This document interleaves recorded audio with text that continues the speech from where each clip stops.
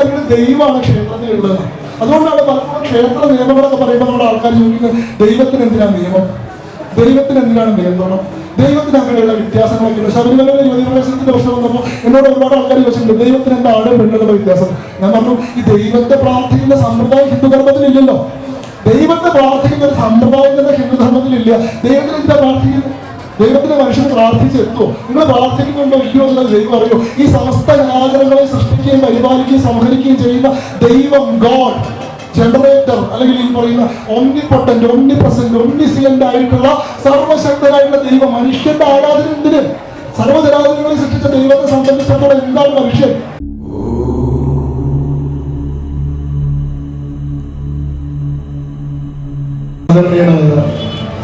അധ്യക്ഷൻ, ഏതെങ്കിലും സദസ്സിലുമായി ഉപവിഷ്ടരായിട്ടുള്ള പ്രിയ സുഹൃത്തുക്കളെ, ഏറെ സ്നേഹം നിറഞ്ഞ ബഹുമാനമുള്ള തിരുവല്ലയിലെ നാട്ടുകാരെ, സ്നേഹലഭന്റെ ദേശവാസികൾ, വലിയ സന്തോഷവും വലിയ അഭിമാനവും നിറഞ്ഞ ചാരിതാർത്ഥ്യവും ഉണ്ട് ഇങ്ങനെയൊരു വേദിയിൽ വരാനും ഇങ്ങനെയൊരു വലിയ ഉത്സവത്തിന്റെ ഭാഗമായി, ഇന്നത്തെ തിരുവുത്സവത്തിന്റെ ഭാഗമായി തന്നെ ഈ ദിവ്യദേശത്ത് വരാനും നിങ്ങളോടൊരു അല്പസമയം സംസാരിക്കാനും സാധിച്ചത്. വളരെ കാലമായി ആഗ്രഹിക്കുന്ന ഒരു കാര്യമായിരുന്നു. ഈ അടുത്ത കാലത്ത് മാത്രമാണ് എനിക്ക് വരാൻ സാധിച്ചത്. 108 ദിവ്യദേശങ്ങളിൽ ഉൾപ്പെടുന്ന സ്ഥലമാണ്, ഭൂലോക വൈകുണ്ഠമാണ്, സാക്ഷാൽ വൈകുണ്ഠത്തിന് സമാനമാണ്. അങ്ങനെ ആഴ്വാർമാർ മുതൽ പാടി പതിഞ്ഞിട്ടുള്ള ദിവ്യദേശമാണ് എന്നൊക്കെ കേട്ടിട്ടുണ്ടെങ്കിൽ പോലും ഇവിടെ തിരുവല്ലയിൽ വരാനും ശ്രീവല്ലഭനെ കാണാനുള്ള ഭാഗ്യം ഈ വർഷം മാത്രമാണ് ആദ്യമായിട്ട് സിദ്ധിച്ചത്. ഈ വർഷം വന്നിങ്ങനെ തൊഴുതുപോയി. കുറച്ച് കഴിഞ്ഞപ്പോൾ തന്നെ ഈ വർഷത്തെ ഉത്സവത്തിന് സംസാരിക്കാൻ വരണം എന്ന് പറഞ്ഞിട്ട് വല്ലഭൻ്റെ ഒരു നിയോഗം കിട്ടി. എൻ്റെ സുഹൃത്തു കൂടിയായിട്ടുള്ള രംഗനാഥാണ് ഇങ്ങനെ ഒരു പരിപാടിക്ക് എന്നെ ക്ഷണിച്ചത്. അദ്ദേഹത്തോടുള്ള എൻ്റെ നന്ദിയും ഞാൻ അറിയിക്കുന്നു. എന്നോട് സംസാരിക്കാൻ ആവശ്യപ്പെട്ടിട്ടുള്ള വിഷയം വൈഷ്ണവ ക്ഷേത്രാചാര പദ്ധതിയും 108 ദിവ്യദേശങ്ങളുടെ പ്രാധാന്യവും എന്നാണ്. യഥാർത്ഥത്തിൽ തിരുവല്ലക്കാരായിട്ടുള്ള നിങ്ങൾക്ക് പൊന്നാനിയിൽ നിന്ന് വരുന്ന ഞാൻ പറഞ്ഞു തരേണ്ട ഒരു വിഷയമേ അല്ലത്. എനിക്ക് നിങ്ങളുമായിട്ടുള്ള മറ്റൊരു ബന്ധം, ഞാനും ഒരു ദിവ്യദേശത്ത് നിന്ന് വരുന്ന ആളാണ് എന്നുള്ളതാണ്. ഈ വൈഷ്ണവ ദിവ്യദേശങ്ങളുടെ ഭാഗമായിട്ടുള്ള തിരുനാവായ എൻ്റെ നാടാണ്. നമ്മുടെ കേരളത്തിലാണല്ലോ 108 ദിവ്യദേശങ്ങളിലെ 11 ദിവ്യദേശങ്ങൾ കേരളത്തിലാണ്. നമ്മുടെ തിരുവാറന്മുള, തിരുനാവായ, തിരുവല്ല, തിരുവനന്തപുരം, ഇങ്ങനെ തിരുവിൽ ആരംഭിക്കുന്ന 11 ദിവ്യദേശങ്ങൾ. ദിവ്യദേശങ്ങളെ 108 നമ്മൾ സാധാരണ വ്യവഹരിക്കുക തന്നെ കൊങ്കനാട്ട് ദിവ്യദേശം, മലനാട്ട് ദിവ്യദേശം, ചേരനാട് ദിവ്യദേശം, വടനാട് ദിവ്യദേശം എന്നൊക്കെ പറഞ്ഞിട്ടുണ്ട്. വടനാട് ദിവ്യദേശങ്ങൾ എന്ന് പറയുന്നത് ഉത്തരേന്ത്യയിലുള്ളതാണ്. അത് ഉത്തർപ്രദേശിൽ, ഉത്തരാഖണ്ഡിൽ, ഗുജറാത്തിൽ, നേപ്പാളിൽ വരെ ദിവ്യദേശങ്ങളുണ്ട്. പ്രധാനമായിട്ടും ചേരദേശത്തും ഈ പറയുന്ന പാണ്ഡ്യനാട്ടിലുമായിട്ടാണ് ദിവ്യദേശങ്ങൾ. 108 ദിവ്യദേശങ്ങളിലെ 86 ദിവ്യദേശങ്ങളും തമിഴ്നാട്ടിലാണുള്ളത്. 4 ദിവ്യദേശങ്ങൾ ആന്ധ്രാപ്രദേശിലാണുള്ളത്. എനിക്ക് തോന്നുന്നു ഇന്ത്യക്ക് പുറത്ത് ആകെ 8 ദിവ്യദേശം മാത്രമേ, നേപ്പാളിൽ മാത്രമേ ഉള്ളൂ. 2 ദിവ്യദേശങ്ങൾ ഭൂമിയിൽ തന്നെ അല്ല. അതിലൊന്ന് വൈകുണ്ഠവും ഒന്ന് പാൽക്കടലുമാണ് 108 2 ദിവ്യദേശങ്ങളായി കണക്കാക്കുന്നത്. അതിൽ 13 ദിവ്യദേശങ്ങൾ മലനാട്ട് ദിവ്യദേശങ്ങൾ. യഥാർത്ഥത്തിൽ കേരളത്തിന്റെ ഭാഗമായിട്ടുള്ള ചേരനാട് എന്ന് വിളിക്കുന്നതാണ്. പക്ഷെ കേരളത്തിന്റെ 1986 കേരളം എന്ന് പറയുന്ന സംസ്ഥാനം രൂപീകരിച്ചപ്പോൾ കന്യാകുമാരി നമുക്ക് നഷ്ടപ്പെട്ടത് കൊണ്ട് 2 ദിവ്യദേശങ്ങൾ നമുക്ക് നഷ്ടപ്പെട്ടു. കന്യാകുമാരി ജില്ലയിലാണ് തിരുവട്ടാറും അതേപോലെ തന്നെ മറ്റൊരു ദിവ്യദേശവും നാഗർകോവിലിന് അടുത്തുള്ള ഒരു ദിവ്യദേശവും ഈ കന്യാകുമാരി ജില്ലയിലാണ്. ഇപ്പൊ കേരളത്തിൽ 11 ദിവ്യദേശങ്ങളാണുള്ളത്. അതിലൊരു ദിവ്യദേശം എൻ്റെ നാടായിട്ടുള്ള മലപ്പുറം ജില്ലയിലെ തിരുനാവായയാണ്. അതുകൊണ്ട് തന്നെ 2 ദിവ്യദേശത്തുള്ള ആളുകൾ തമ്മിലുള്ള ഒരു സംസാരം കൂടിയാണ് എന്നൊരു കൗതുകതയുണ്ട്. നമുക്ക് അവർക്ക് പറയുന്നത് പോലെ ഇന്ത്യയിലെ തന്നെ വൈഷ്ണവ വിശ്വാസ സമ്പ്രദായത്തിന്റെ ഏറ്റവും പ്രധാനപ്പെട്ട കേന്ദ്രങ്ങളായി അടയാളപ്പെടുത്തിയിട്ടുള്ള സ്ഥലങ്ങളെയാണ് നമ്മൾ വൈഷ്ണവ ദിവ്യദേശങ്ങൾ എന്ന് വിളിക്കുന്നത്. ഒരു കാലഘട്ടത്തിൽ ഈ രാജ്യത്തെ സനാതന ധർമ്മ സമ്പ്രദായം വിവിധ മൂർത്തിയാരാധനാ പദ്ധതികളായി പിരിഞ്ഞു നിന്നിരുന്ന സമയത്ത് ഹിന്ദുധർമ്മത്തിനുള്ളിൽ തന്നെ 5 പിരിവുകൾ ഉണ്ടായിട്ടുള്ളൊരു സമയമുണ്ട്. അതിൽ വൈഷ്ണവം എന്ന് പറയുന്ന ഒരു പ്രധാനപ്പെട്ട പിരിവുണ്ട്. ശൈവം എന്ന് പറയുന്ന വലിയ ശക്തമായ ഒരു സമ്പ്രദായമുണ്ട്. ഗാണപതമുണ്ട്, ശാക്തേയമുണ്ട്, സൗരമുണ്ട്, കൗമാരമുണ്ട്. അല്ല, വൈഷ്ണവം എന്ന് പറയുന്ന സമ്പ്രദായം വിഷ്ണുവിനെ മാത്രം ആരാധിക്കുന്ന ഒരു സമ്പ്രദായമാണ്. ആ ആരാധനാ പദ്ധതിയിൽ ശിവന്റെയും ബ്രഹ്മാവിന്റെയും മറ്റെല്ലാ ദേവതകളുടെയും അവതാര സവിശേഷമായിട്ടുള്ള ദൈവികമായിട്ടുള്ള കർത്തവ്യങ്ങൾ കൂടി നിർവഹിക്കുന്നത് വിഷ്ണുവിന്റെ തന്നെ നിരവധി ഭാവങ്ങളാണ്. വിഷ്ണുവിനെ അല്ലാതെ വേറെ ഏതെങ്കിലും ഒരു മൂർത്തിയെ വൈഷ്ണവ സമ്പ്രദായം അംഗീകരിക്കുന്നില്ല. വേദത്തിൽ തന്നെ പറയുന്ന എല്ലാ ഈശ്വര സങ്കല്പങ്ങളും യഥാർത്ഥത്തിൽ വിഷ്ണുവിന്റെ നിരവധിയായിട്ടുള്ള പ്രതിഫലനങ്ങളാണ് എന്നുള്ളതാണ് വൈഷ്ണവം. സമാനമായിട്ടുള്ള വിശ്വാസം ശൈവത്തിലുണ്ട്. ശിവൻ മാത്രമാണ്, ശിവൻ താൻ പെരും കടവുൾ, ശിവൻ മറ്റുമേ കടവുൾ, ശിവൻ മാത്രമേ ദൈവമായിട്ടുള്ളൂ, ബാക്കിയൊന്നും ഈശ്വരന്മാരല്ല, ബാക്കിയെല്ലാം ശിവന്റെ വിവിധങ്ങളായിട്ടുള്ള പ്രതിഫലനങ്ങളാണ്. അവിടെ സൃഷ്ടി എന്ന് പറയുന്ന കർമ്മം നിർവഹിക്കുന്നത് ഒരു ശിവനാണ്, സ്ഥിതി എന്ന കർമ്മം നിർവഹിക്കുന്നത് മറ്റൊരു ശിവനാണ്, സംഹാരകാരകനായിട്ടുള്ളതും ശിവൻ തന്നെയാണ്. അവിടെ വിഷ്ണുവിന്റെ ദൗത്യം നിർവഹിക്കുന്ന ശിവനെ നമ്മൾ മൃഢൻ എന്ന് വിളിക്കും, അതും ശിവൻ തന്നെയാണ്. ഇതേപോലെ ഗാണപദം എന്ന് പറയുന്ന ഒരു സമ്പ്രദായം ഉണ്ടായിരുന്നു. ഗണപതിയെ മാത്രം ആരാധിച്ചിരുന്ന 64 ഗണപതികൾ ഓരോ പ്രപഞ്ച ദൗത്യങ്ങൾ നിർവഹിക്കാൻ ഓരോ ഭാവങ്ങളിൽ അവതരിപ്പിക്കുന്ന ആദിമൂല ഗണപതി മുതലുള്ള നൃത്തഗണപതി മുതലുള്ള നിരവധിയായിട്ടുള്ള ഗണേശ ശാക്തേയം എന്ന് പറയുന്ന വളരെ പ്രൗഢമായ വളരെ ശക്തമായിട്ടൊരു സമ്പ്രദായമുണ്ട്. പരാശക്തിയായിട്ടുള്ള ദേവിയിൽ നിന്നാണ് ഈ പ്രപഞ്ചത്തിന്റെ സൃഷ്ടി മുഴുവൻ ഉണ്ടാവുന്നത്. അതിലുണ്ടാകുന്നത് പരാശക്തിയായിട്ടുള്ള ദേവിയാണ്. ആ ദേവിയാണ് 6ആയി പിരിയുന്നത്: മഹാകാളി, മഹാലക്ഷ്മി, മഹാസരസ്വതി, മഹാവിഷ്ണു, പരമേശ്വരൻ, ബ്രഹ്മാവ്. പിന്നീടാണ് ഈ പറയുന്ന പ്രാപഞ്ചിക പ്രക്രിയ മുഴുവൻ നടക്കുന്നത്. ഇതിനെല്ലാം നിദാനമായിട്ട്, ഇതിനെല്ലാം മൂലമായിട്ട്, മൂർത്തിയായിട്ട് വർത്തിക്കുന്നത് ദേവിയാണ് എന്ന് പറയുന്നൊരു സമ്പ്രദായമുണ്ട്. അവിടെ ശിവനെ തന്നെ ദൗത്യം നിർവഹിക്കാൻ അനുവദിക്കുന്നത് പോലും ശിവനുള്ളിൽ കുടിയിരിക്കുന്ന ശക്തിയാണ്. വിഷ്ണുവിനെ വിഷ്ണുവാക്കി മാറ്റുന്നത് വിഷ്ണുവിന്റെ കൂടെ ഇരിക്കുന്ന സ്ത്രീയാണ്. ബ്രഹ്മാവിനെ ബ്രഹ്മദൗത്യം നിർവഹിക്കാൻ പ്രേരിപ്പിക്കുന്നത് ബ്രഹ്മാവിന്റെ ശക്തിവിശേഷമായിട്ടുള്ള സരസ്വതിയാണ്. എല്ലാം ശക്തി എന്ന് പറയുന്ന ഭാവം കൊണ്ട് ശലിക്കുന്ന ഒരു പ്രപഞ്ചത്തെയാണ് ഈ ശാക്തയം എന്ന് പറയുന്ന സമ്പ്രദായം വ്യവഹരിക്കുന്നത്. കേരളത്തിലെ തന്നെ അല്ലെങ്കിൽ തമിഴ്നാട് കേന്ദ്രീകരിച്ച് കൗമാരം എന്ന് പറയുന്ന ഒരു മതം തന്നെ ഉണ്ടായിരുന്നു. സുബ്രഹ്മണ്യനെ മാത്രം ആരാധിച്ചിരുന്ന, സുബ്രഹ്മണ്യനല്ലാത്ത മറ്റൊരു ദേവതാ സങ്കല്പത്തെയും അംഗീകരിക്കാതിരുന്നിരുന്ന. എൻ്റെ നാട്ടില് എന്താ പറയുക, പാലക്കാട് ജില്ലയിലുള്ള പന്നിയൂര് എന്ന് പറയുന്ന ദേശം വളരെ പ്രസിദ്ധമായിട്ടുള്ള ദേശമാണ്. പന്നിയുടെ ഊര് എന്നുള്ള അർത്ഥത്തിലാണ് പന്നിയൂര്. കാരണം വരാഹമൂർത്തിയുടെ പ്രതിഷ്ഠയാണ്, വരാഹമൂർത്തിയാണ് അവിടുത്തെ ദേശനാഥൻ. അതുകൊണ്ട് വരാഹമൂർത്തി ദേശനാഥനായതുകൊണ്ടാണ് ആ നാട്ടിൽ തന്നെ പന്നിയൂര് എന്ന പേര്. ഇവിടെ പണ്ട് ഈ പാലക്കാട് ജില്ലയിലൊക്കെ ഈ പാണ്ഡ്യന്മാരുടെ ആക്രമണം ഉണ്ടായ സമയത്ത് ഒരു കൗമാര ഭക്തന്മാരായിരുന്ന ആളുകളാണ്. ഇവർ ഈ ക്ഷേത്രം ആക്രമിച്ചപ്പോൾ ശ്രീകോവിലിന്റെ ഉള്ളിൽ നിന്ന് വരാഹമൂർത്തിയുടെ വിഗ്രഹം എടുത്ത് പുറത്ത് വെച്ചിട്ട് പകരം അവിടെ സുബ്രഹ്മണ്യനെ പ്രതിഷ്ഠിച്ചൊരു അനുഭവമുണ്ട്. ഇവിടെ പാണ്ഡ്യന്മാരുടെ ഭരണകാലമൊക്കെ മാറിയതിനു ശേഷമാണ് ക്ഷേത്രത്തിന്റെ വളപ്പിൽ അനാഥമായി ഉപേക്ഷിക്കപ്പെട്ടിരുന്ന വരാഹമൂർത്തിയുടെ വിഗ്രഹം വീണ്ടും തിരിച്ചെടുത്ത് ശ്രീകോവിലിനുള്ളിൽ പ്രതിഷ്ഠിക്കുന്ന സംഭവം ഉണ്ടായത്. ഇവിടെ എന്താ പറയുക, ഭൂമിദേവിയെ മടിയിലിരുത്തിയിട്ടുള്ള ഭൂവരാഹം വളരെ അപൂർവമായി മാത്രം കേരളത്തിൽ പ്രതിഷ്ഠയുള്ള ഒരു ഭാവമാണ്. നമ്മുടെ തിരുവനന്തപുരത്ത് പോയി കഴിഞ്ഞാൽ ശ്രീവരാഹം എന്ന് പറയുന്ന ഒരു സ്ഥലമുണ്ട്. അതല്ലെങ്കിൽ കണ്ണൂരിൽ പോയി കഴിഞ്ഞാൽ പന്നിയൂര് എന്ന പേരിൽ തന്നെ ഒരു സ്ഥലമുണ്ട്. ഇങ്ങനെ 3 സ്ഥലങ്ങളിലെ യഥാർത്ഥത്തിൽ പിന്നെ നിങ്ങളുടെ നാട്ടില് എന്താണ് വടക്കും ദേവര് അല്ലെ, ഇത് വരാഹമൂർത്തിയുടെ തന്നെ ഒരു ഭാവമാണ് വടക്കും ദേവര്. പക്ഷെ വരാഹം ഭൂവരാഹമായിട്ട് പൂർണ്ണകായ രൂപത്തിൽ മടിയിൽ മഹാലക്ഷ്മിയായിട്ടുള്ള ഭൂമിദേവി എത്തിയിട്ടുള്ള ഒരു വരാഹമൂർത്തിയുടെ പ്രതിഷ്ഠ വേറെ എവിടെയില്ല. ആ പ്രതിഷ്ഠയ്ക്ക് ഏറെ കാലം തൻ്റെ മടങ്ങി വരവിന് വേണ്ടി കാത്തിരിക്കേണ്ടി വന്നു തൻ്റെ സ്വന്തം ഭൂമിയിൽ. അങ്ങനെ മറ്റ് ദേവതകളെയൊന്നും അംഗീകരിക്കാത്ത സമ്പ്രദായങ്ങൾ കേരളത്തിൽ പല ഘട്ടങ്ങളിൽ ഉണ്ടായിട്ടുണ്ടെന്നാണ് ഞാൻ പറയാൻ ശ്രമിച്ചത്. സൂര്യനെ മാത്രം ആരാധിച്ചിരുന്ന സൗര സമ്പ്രദായമുണ്ട്. ഇതിൽ തന്നെ ഏറ്റവും പ്രധാനപ്പെട്ട ഒരു സമ്പ്രദായമാണ് വൈഷ്ണവ സമ്പ്രദായം എന്ന് പറയുന്നത്. വൈഷ്ണവ സമ്പ്രദായത്തിനുള്ളിൽ തന്നെ പ്രധാനമായിട്ട് 4 തിരിവുകൾ ഉണ്ടായിരുന്നു എന്നാണ്.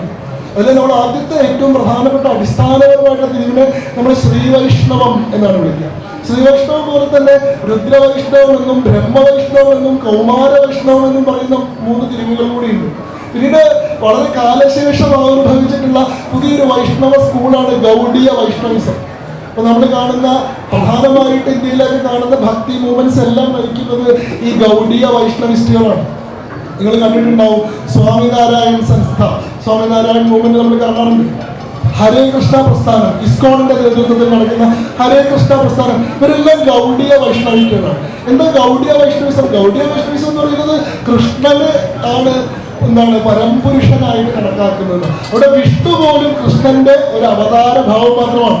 അവിടെ നാരായണൻ എന്ന് പറയുന്നത് കൃഷ്ണൻ എന്ന് പറയുന്ന പൂർണ്ണാവതാരത്തിന്റെ കേവലം ഒരു പ്രതിഫലനം മാത്രമാണ്. കൃഷ്ണനാണ് അവിടെ ഭഗവാൻ, കൃഷ്ണസ്തു പരം ഭഗവാൻ എന്നാണ് അവരുടെ തത്വം തന്നെ. അപ്പൊ അങ്ങനെ ഒരു സമ്പ്രദായമുണ്ട്, വൈഷ്ണവ ഗൗഡീയസം എന്ന് പറയുന്ന ഒരു സമ്പ്രദായമുണ്ട്. എന്നാൽ ഇതിന്റെ ആദ്യഘട്ടങ്ങളിൽ വൈഷ്ണവിസം ഡെവലപ്പ് ചെയ്യുന്ന സമയത്ത് ഇതിന്റെ ഏറ്റവും പ്രധാനപ്പെട്ട അടിത്തറകളായി നിന്നിരുന്ന ആദ്യത്തെ സ്കൂള് ഈ പറയുന്ന ശ്രീ വൈഷ്ണവിസം എന്ന് പറയുന്നത്. ശ്രീ വൈഷ്ണവർ എന്ന് പറയുന്നൊരു വിഭാഗം. എന്താണ് ശ്രീ വൈഷ്ണവരുടെ പ്രത്യേകത എന്ന് വെച്ച് കഴിഞ്ഞാൽ, നമ്മൾ ഈ പറയുന്ന നാരായണവുമായി ബന്ധപ്പെട്ട സങ്കല്പങ്ങളെല്ലാം ഇതിലെല്ലാത്തിനും സമാനമാണ്. നാരായണൻ തന്നെയാണ് ആകെ ദൈവം. നാരായണനല്ലാതെ വേറെ ദൈവസങ്കല്പങ്ങളൊന്നുമില്ല. വേദങ്ങൾ മുതൽ ഇതിഹാസങ്ങൾ മുതൽ ഉപനിഷത്തുകൾ മുതൽ പുരാണങ്ങൾ മുതൽ ആഗമങ്ങൾ മുതൽ നിഗമങ്ങൾ മുതൽ പരാമർശിച്ചു വരുന്ന പ്രാപഞ്ചിക ശക്തികളെല്ലാം ഈശ്വരവിശേഷങ്ങളെല്ലാം വിഷ്ണു തന്നെയാണ്. ബാക്കിയെല്ലാം ഡെമിഗോഡുകൾ മാത്രമാണെന്നൊക്കെ തന്നെയാണ് ഇവരെല്ലാവരും ഒരുപോലെ പറയുന്നതെങ്കിലും ആരിലൂടെയാണ് പിന്നീട് ഈ വൈഷ്ണവ ധർമ്മം മുന്നോട്ട് പോയത്, ആരാണ് ഇതിന്റെ ആദ്യ ഗുരു എന്ന കാര്യത്തിലാണ് ഇവരൊക്കെ തമ്മിൽ സംശയമുള്ളത്. അപ്പൊ ഈ ശ്രീ വൈഷ്ണവന്റെ കാര്യം എടുത്തു കഴിഞ്ഞാൽ അവിടെ സ്ത്രീയായിട്ടുള്ള മഹാലക്ഷ്മിയെ തന്നെയാണ് ആദ്യ ഗുരുവായിട്ട് അവർ കണക്കാക്കുന്നത്. ഈ വൈഷ്ണവജ്ഞാനം സ്ത്രീയായ മഹാലക്ഷ്മിയിലൂടെയാണ് പിന്നീട് ഗുരു പരമ്പരയിലേക്ക് പടർന്നത് എന്നാണ് ശ്രീ വൈഷ്ണവന്റെ പ്രധാനപ്പെട്ട വിശ്വാസം. മറ്റുള്ള സമ്പ്രദായങ്ങളിൽ സമാനമായിട്ടുള്ള വിശ്വാസങ്ങളുണ്ട്. ഇപ്പൊ ബ്രഹ്മവൈഷ്ണവിസം പറയുന്ന ആൾക്കാർ ബ്രഹ്മാവിലൂടെയാണ് വൈഷ്ണവജ്ഞാനം ഉണ്ടായത് എന്നാണ് പറയുന്നത്. ഈ രുദ്രവൈഷ്ണവിസം പറയുന്ന ആൾക്കാർ രുദ്രനായിരുന്നു വിഷ്ണുവിന്റെ ആദ്യ ശിഷ്യൻ, രുദ്രനാണ് പിന്നീട് വൈഷ്ണവജ്ഞാനം പ്രചരിപ്പിച്ചതെന്ന് വാദിക്കുന്ന ആൾക്കാരാണ്. കൗമാര വിഷ്ണുവിസത്തിൽ ഓരോരുത്തരും പ്രധാനപ്പെട്ട നേതാക്കന്മാരൊക്കെ ഉണ്ട് കേട്ടോ. നമ്മളിപ്പോ ഈ ശ്രീവൈഷ്ണവ സമ്പ്രദായത്തെ പറ്റി പറയുകയാണെങ്കിൽ, ഈ ശ്രീവൈഷ്ണവ സമ്പ്രദായം എന്ന് പറയുന്ന ഒരു സമ്പ്രദായം നാഥമുനി സ്ഥാപിക്കുന്നതാണ്. വൈഷ്ണവ ആഴ്വാർമാരിലൂടെ തുടങ്ങി 10-ാം നൂറ്റാണ്ടിൽ നാഥമുനിയാൽ സ്ഥാപിക്കപ്പെട്ട് രാമാനുജാചാര്യൻ എന്ന് പറയുന്ന പ്രധാനപ്പെട്ട ആചാര്യന്റെ നേതൃത്വത്തിൽ മുന്നോട്ട് വരുന്ന ഒരു വലിയ മൂവ്മെന്റാണ് ഈ ശ്രീവൈഷ്ണവ പ്രസ്ഥാനം എന്ന് പറയുന്നത്. അതേപോലെ തന്നെ നമ്മൾ ബ്രഹ്മവൈഷ്ണവ പ്രസ്ഥാനത്തെ എടുത്ത് നോക്കിക്കഴിഞ്ഞാൽ അവിടെ വല്ലഭാചാര്യൻ എന്ന് പറയുന്ന വലിയൊരു ഒരു പ്രധാനപ്പെട്ട നേതാവിനെ നമുക്കവിടെ കാണാൻ സാധിക്കുന്നുണ്ട്. അതേപോലെ തന്നെ നമ്മൾ രുദ്ര വൈഷ്ണവ പ്രസ്ഥാനത്തെ എടുത്ത് നോക്കിക്കഴിഞ്ഞാൽ മാധവാചാര്യൻ, ദ്വൈത സിദ്ധാന്തത്തിന്റെ സ്ഥാപകനായിട്ടുള്ള മാധവാചാര്യൻ തന്നെയാണ് ആ പ്രസ്ഥാനത്തിന്റെ നേതാവായി കാണുന്നത്. നമ്മുടെ ധർമ്മത്തിലെ ശങ്കരാചാര്യന് മാത്രമല്ലല്ലോ ആചാര്യരായിട്ടുള്ളത്. നമ്മുടെ ധർമ്മത്തിന്റെ ഒരു സൗന്ദര്യം തന്നെ ഈ സനാതന ധർമ്മം എന്ന് പറയുന്ന പ്രത്യയശാസ്ത്രത്തിന്റെ അതിന്റെ അടിസ്ഥാനപരമായ സ്വഭാവം തന്നെ അത് ഏകതയെ അംഗീകരിക്കുന്നില്ല, അത് അനേകതയാണ്, അത് വിവിധതയാണ്, അത് ബഹുസ്വരതയാണ് സ്വീകരിക്കുന്നതെന്നുള്ളത്. അതുകൊണ്ട് ഏതെങ്കിലും ഒന്ന് മാത്രം ശരി എന്ന് പറയുന്ന സാമ്പ്രദായിക മതങ്ങളുടെ ഡോഗ്മകളെ ഒരിക്കലും ഹിന്ദുധർമ്മം അംഗീകരിക്കുന്നില്ല. എല്ലാം ശരിയാണെന്നും എല്ലാം ഒരേ ശരിയിലേക്കുള്ള വിവിധ മാർഗങ്ങളാണെന്നുള്ളതുമാണ് ഹിന്ദുവിന്റെ അടിസ്ഥാനപരമായിട്ടുള്ള സങ്കല്പം. അതുകൊണ്ടാണ് നമുക്ക് ഒരേ സമയത്ത് നിരവധി ആചാര്യന്മാരുണ്ടായത്. അതല്ലെങ്കിൽ ഒരേ ധർമ്മത്തിൽ എങ്ങനെയാണ് ശങ്കരനും മാധവനും ആചാര്യന്മാരായിട്ടിരിക്കുക? കാരണം ശങ്കരൻ പറഞ്ഞത് അദ്വൈതമാണ്, ഏകസത്യ ബ്രഹ്മസത്യം ജഗൻ മിഥ്യ ജീവോ ബ്രഹ്മൈവ നാമന എന്നാണ് ശങ്കരൻ പറയുന്നത്. അദ്വൈതമാണ്, നോൺ ഡുവലിസമാണ്, രണ്ടല്ല ഒന്നാണ് എന്നാണ് ശങ്കരൻ പറയുന്നത്. നേരെ തിരിച്ച് മാധവൻ പറയുന്നത് ദ്വൈതമാണ്, ഡുവലിസമാണ്, രണ്ട് തന്നെ ഒന്നല്ല എന്നാണ് പറയുന്നത്. നമ്മൾ രണ്ടുപേരെയും ആചാര്യന്മാർ എന്താ വിളിച്ചത്? ഹിന്ദുധർമ്മത്തിൽ നമ്മളൊരാളെ ആചാര്യൻ എന്ന് വിളിക്കുന്നത് അവർ പ്രസ്ഥാനത്രയങ്ങൾക്ക് ഭാഷ്യം ചമയ്ക്കുമ്പോഴാണ്. ബ്രഹ്മസൂത്രം, ഭഗവത്ഗീത, ഉപനിഷത്ത്, ഇതാണ് പ്രസ്ഥാനത്രയം. ശങ്കരനെ നമ്മൾ ശങ്കരാചാര്യൻ എന്ന് വിളിക്കുന്നത് ശങ്കരൻ അദ്വൈത സിദ്ധാന്ത പ്രകാരം ബ്രഹ്മസൂത്രത്തിനും ഭഗവത്ഗീതയ്ക്കും ഉപനിഷത്തുകൾക്കും ഭാഷ്യം ചമച്ചുകൊണ്ടാണ്, വ്യാഖ്യാനം എഴുതിക്കൊണ്ടാണ്. നമ്മൾ മാധവനെ ആചാര്യൻ എന്ന് വിളിക്കുന്നതോ മാധവൻ ദ്വൈത സിദ്ധാന്ത പ്രകാരം ബ്രഹ്മസൂത്രത്തിനും ഭഗവത്ഗീതയ്ക്കും ഉപനിഷത്തിനും ഭാഷ്യം ചമച്ചുകൊണ്ടാണ്. അതെങ്ങനെ രണ്ടുപേരും ആചാര്യന്മാരാവുക? ശങ്കരൻ പറഞ്ഞത് ശരിയാണെങ്കിൽ മാധവൻ പറഞ്ഞത് തെറ്റല്ലേ? അതല്ല, മാധവൻ ആചാര്യനാണെങ്കിൽ ശങ്കരൻ ആചാര്യനാവാൻ പാടില്ലല്ലോ. ഏതെങ്കിലും ഒന്നല്ലേ ശരി? ഇവിടെ അങ്ങനെ ഇല്ല. ഇവിടെ ഏതെങ്കിലും ഒന്ന് മാത്രമാണ് ശരി, ബാക്കിയൊക്കെ തെറ്റ് എന്ന് സ്ഥാപിക്കുന്ന ഒരു സമ്പ്രദായം ഇവിടെ ഇല്ല. ഇവിടെ ഓരോരുത്തർക്കും അവരവരുടേതായിട്ടുള്ള ശരികൾ കണ്ടെത്താനുള്ള സ്വാതന്ത്ര്യമുണ്ട്. അവനവന്റേതായിട്ടുള്ള പന്ഥാവിലൂടെ അല്ലെ, ഏകം സത് വിപ്രാ ബഹുദാ വദന്തി, ഏകം സത് വിപ്രാ ബഹുദാ കൽപ്പയന്തി. ഏകമായിട്ടുള്ള സത്യത്തെ തന്നെ വിപ്രന്മാർ ബഹുത്തായിട്ട് ആരാധിക്കുമ്പോൾ ഒരേ സത്യത്തിലേക്കുള്ള മാർഗങ്ങൾ ശരിയാണെന്ന് വിദ്വന്മാരെല്ലാവരും അംഗീകരിക്കുന്നു. അതുകൊണ്ടാണ് ഭഗവാൻ തന്നെ ഗീതയിൽ പറയുന്നത്, ആകാശം പതിതം തോയം യഥാ ഗച്ഛതി സാഗരം സർവദേവ നമസ്കാരം കേശവം പ്രതി ഗച്ഛതി. എങ്ങനെയാണോ ആകാശത്തു നിന്ന് പതിക്കുന്ന ജലത്തുള്ളികൾ പല വഴികളിലൂടെ ഒരേ സാഗരത്തിൽ വന്നു ചേരുന്നത്, നിങ്ങളുടെ എല്ലാ പ്രാർത്ഥനകൾ ഏതൊക്കെ മൂർത്തിയുടെ പേരിലായിക്കോട്ടെ, ഏതൊക്കെ സമ്പ്രദായത്തിലൂടെ ആയിക്കോട്ടെ, ഏതൊക്കെ മാർഗങ്ങളിലൂടെ ആട്ടെ, അവസാനം ഇതിനെല്ലാം ഞാൻ തന്നെയാണ് സ്വീകരിക്കുന്നത്. ഇതൊന്നും തെറ്റായിട്ടുള്ള വഴിയില്ല. ഓൾവേസ് ലീഡ് ടു റോം എന്ന് പറഞ്ഞ പോലെ എല്ലാ പ്രാർത്ഥനയും അവസാനം അവിടെ തന്നെ വന്ന് ചേരുന്നുണ്ട്. അപ്പോൾ പ്രധാനപ്പെട്ട ആചാര്യന്മാർക്ക് ഓരോ മാർഗത്തിനും വഴികാട്ടികളായിട്ടുണ്ട്. മാധവാചാര്യനാണ് നമ്മുടെ ഈ പറയുന്ന രുദ്ര വൈഷ്ണവിസം പറയുന്നത്. ഏറ്റവും അവസാനം പറഞ്ഞ ഈ കൗമാര വൈഷ്ണവം എന്ന് പറയുന്ന നിമ്പർക്കാചാര്യൻ എന്ന് പറയുന്ന ഒരു ആചാര്യനാണ്. ഇതില് ശ്രീ വൈഷ്ണവ സമ്പ്രദായം എന്ന് പറയുന്ന ഒരു സമ്പ്രദായത്തിന്റെ അടിസ്ഥാന സങ്കല്പം ഈ ശ്രീയുടെയും വിഷ്ണുവിന്റെയും സമത്വം, അതിന്റെ ഐക്യമാണ്. അതായത് നമ്മുടെ ശ്രീവല്ലഭൻ എന്നുള്ള പേര് തന്നെ ഉണ്ടാവുന്നത് എങ്ങനെയാണെന്ന് ആലോചിച്ച് നോക്കൂ. വിഷ്ണുവിന് അറിയപ്പെടുന്നത് ശ്രീയുടെ ഭർത്താവുന്നാണ്. സാധാരണ അങ്ങനെയല്ലല്ലോ നമ്മൾ മേൽവിലാസം പറയാറ് അല്ലേ? നിങ്ങളെ ആരെങ്കിലും സാധാരണ പരിചയപ്പെടുത്തുമ്പോൾ ഇന്നാളുടെ ഭർത്താവ് എന്നാണോ പരിചയപ്പെടുത്തുന്നത്? അങ്ങനെ പരിചയപ്പെടുത്തണമെങ്കിൽ എത്രത്തോളം മൗലികമായിട്ടുള്ള ഒരു പാരസ്പര്യം ഇവർക്കിടയിൽ ഉണ്ട്, എത്രത്തോളം അഭിമാനപൂർവ്വമാണ് തന്റെ നല്ല ഭാര്യയെ കൂടെ ചേർത്ത് വെച്ചിട്ടുള്ളത്. മറ്റേയാളുടെ പേര് തന്റെ തന്നെ മേൽവിലാസമാകുന്ന മട്ടിലുള്ള പാരസ്പര്യം അവർക്കിടയിലുണ്ട്. മാധവൻ എന്നാ വിഷ്ണുവിനെ വിളിക്കുന്നത്. എന്താ മാധവൻ? മായുടെ ധവൻ. ശ്രീവല്ലഭൻ, വല്ലഭൻ എന്ന് പറഞ്ഞ ഭർത്താവ്, ശ്രീവല്ലഭൻ എന്ന് പറഞ്ഞ ശ്രീയുടെ ഭർത്താവ് അല്ലേ? ജലധി ജാമാത എന്നാണ് വിളിക്കുന്നത്. ജലധി ജാമാത എന്ന് പറഞ്ഞ സാഗരത്തിന്റെ മരുമകൻ.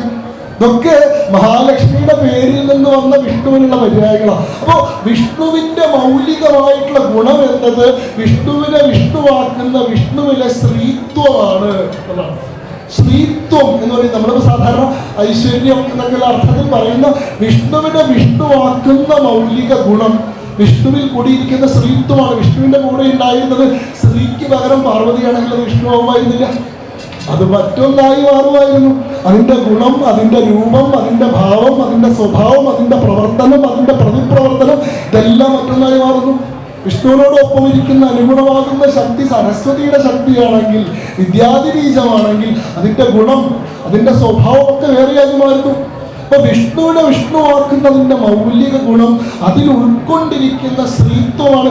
വിഷ്ണു വിഷ്ണുവാണെന്ന് പ്രഖ്യാപിക്കുന്നത്. നിങ്ങളുടെ ശ്രീവല്ലഭൻ, ഞാൻ ശ്രീവല്ലഭനാണെന്ന് നമ്മുടെ സാവിത്രി അന്തർജലത്തിൽ കാണിച്ചു കൊടുത്തത് ശ്രീവത്സം പ്രദർശിപ്പിച്ചിട്ടല്ലേ അല്ലെ? നെഞ്ചില് മറ്റേ പാടുണ്ടല്ലോ, വിഷ്ണുവാണെന്ന് തെളിയിക്കുന്ന പാട് ശ്രീവത്സം. വിഷ്ണുവിന്റെ അടയാളം സ്ത്രീയാണ്. അപ്പൊ അതാണ് മൗലികമായിട്ട് ശ്രീവൈഷ്ണവ സങ്കല്പത്തിന്റെ അടിത്തറ. വിഷ്ണുവിന്റെ കൂടെ ഇരിക്കുന്ന സ്ത്രീയാണ് വിഷ്ണുവിന്റെ ആദി ഗുരു. ആ സ്ത്രീയിലൂടെയാണ് ഈ വൈഷ്ണവ സമ്പ്രദായം വ്യാപിക്കുന്നത്, പ്രചരിക്കുന്നത് എന്നുള്ളതാണ്. പിന്നീട് ഇതിനൊരു ആചാര്യ പരമ്പരയും. അതിൽ ഏറ്റവും പ്രധാനപ്പെട്ട ആളുകളായിട്ട് നമ്മൾ കാണുന്നതാണ് 5-ാം നൂറ്റാണ്ട് മുതൽ 9-ാം നൂറ്റാണ്ട് വരെ തമിഴ്നാട്ടിൽ ജീവിച്ചിരുന്ന വൈഷ്ണവ ആഴ്വാർമാർ.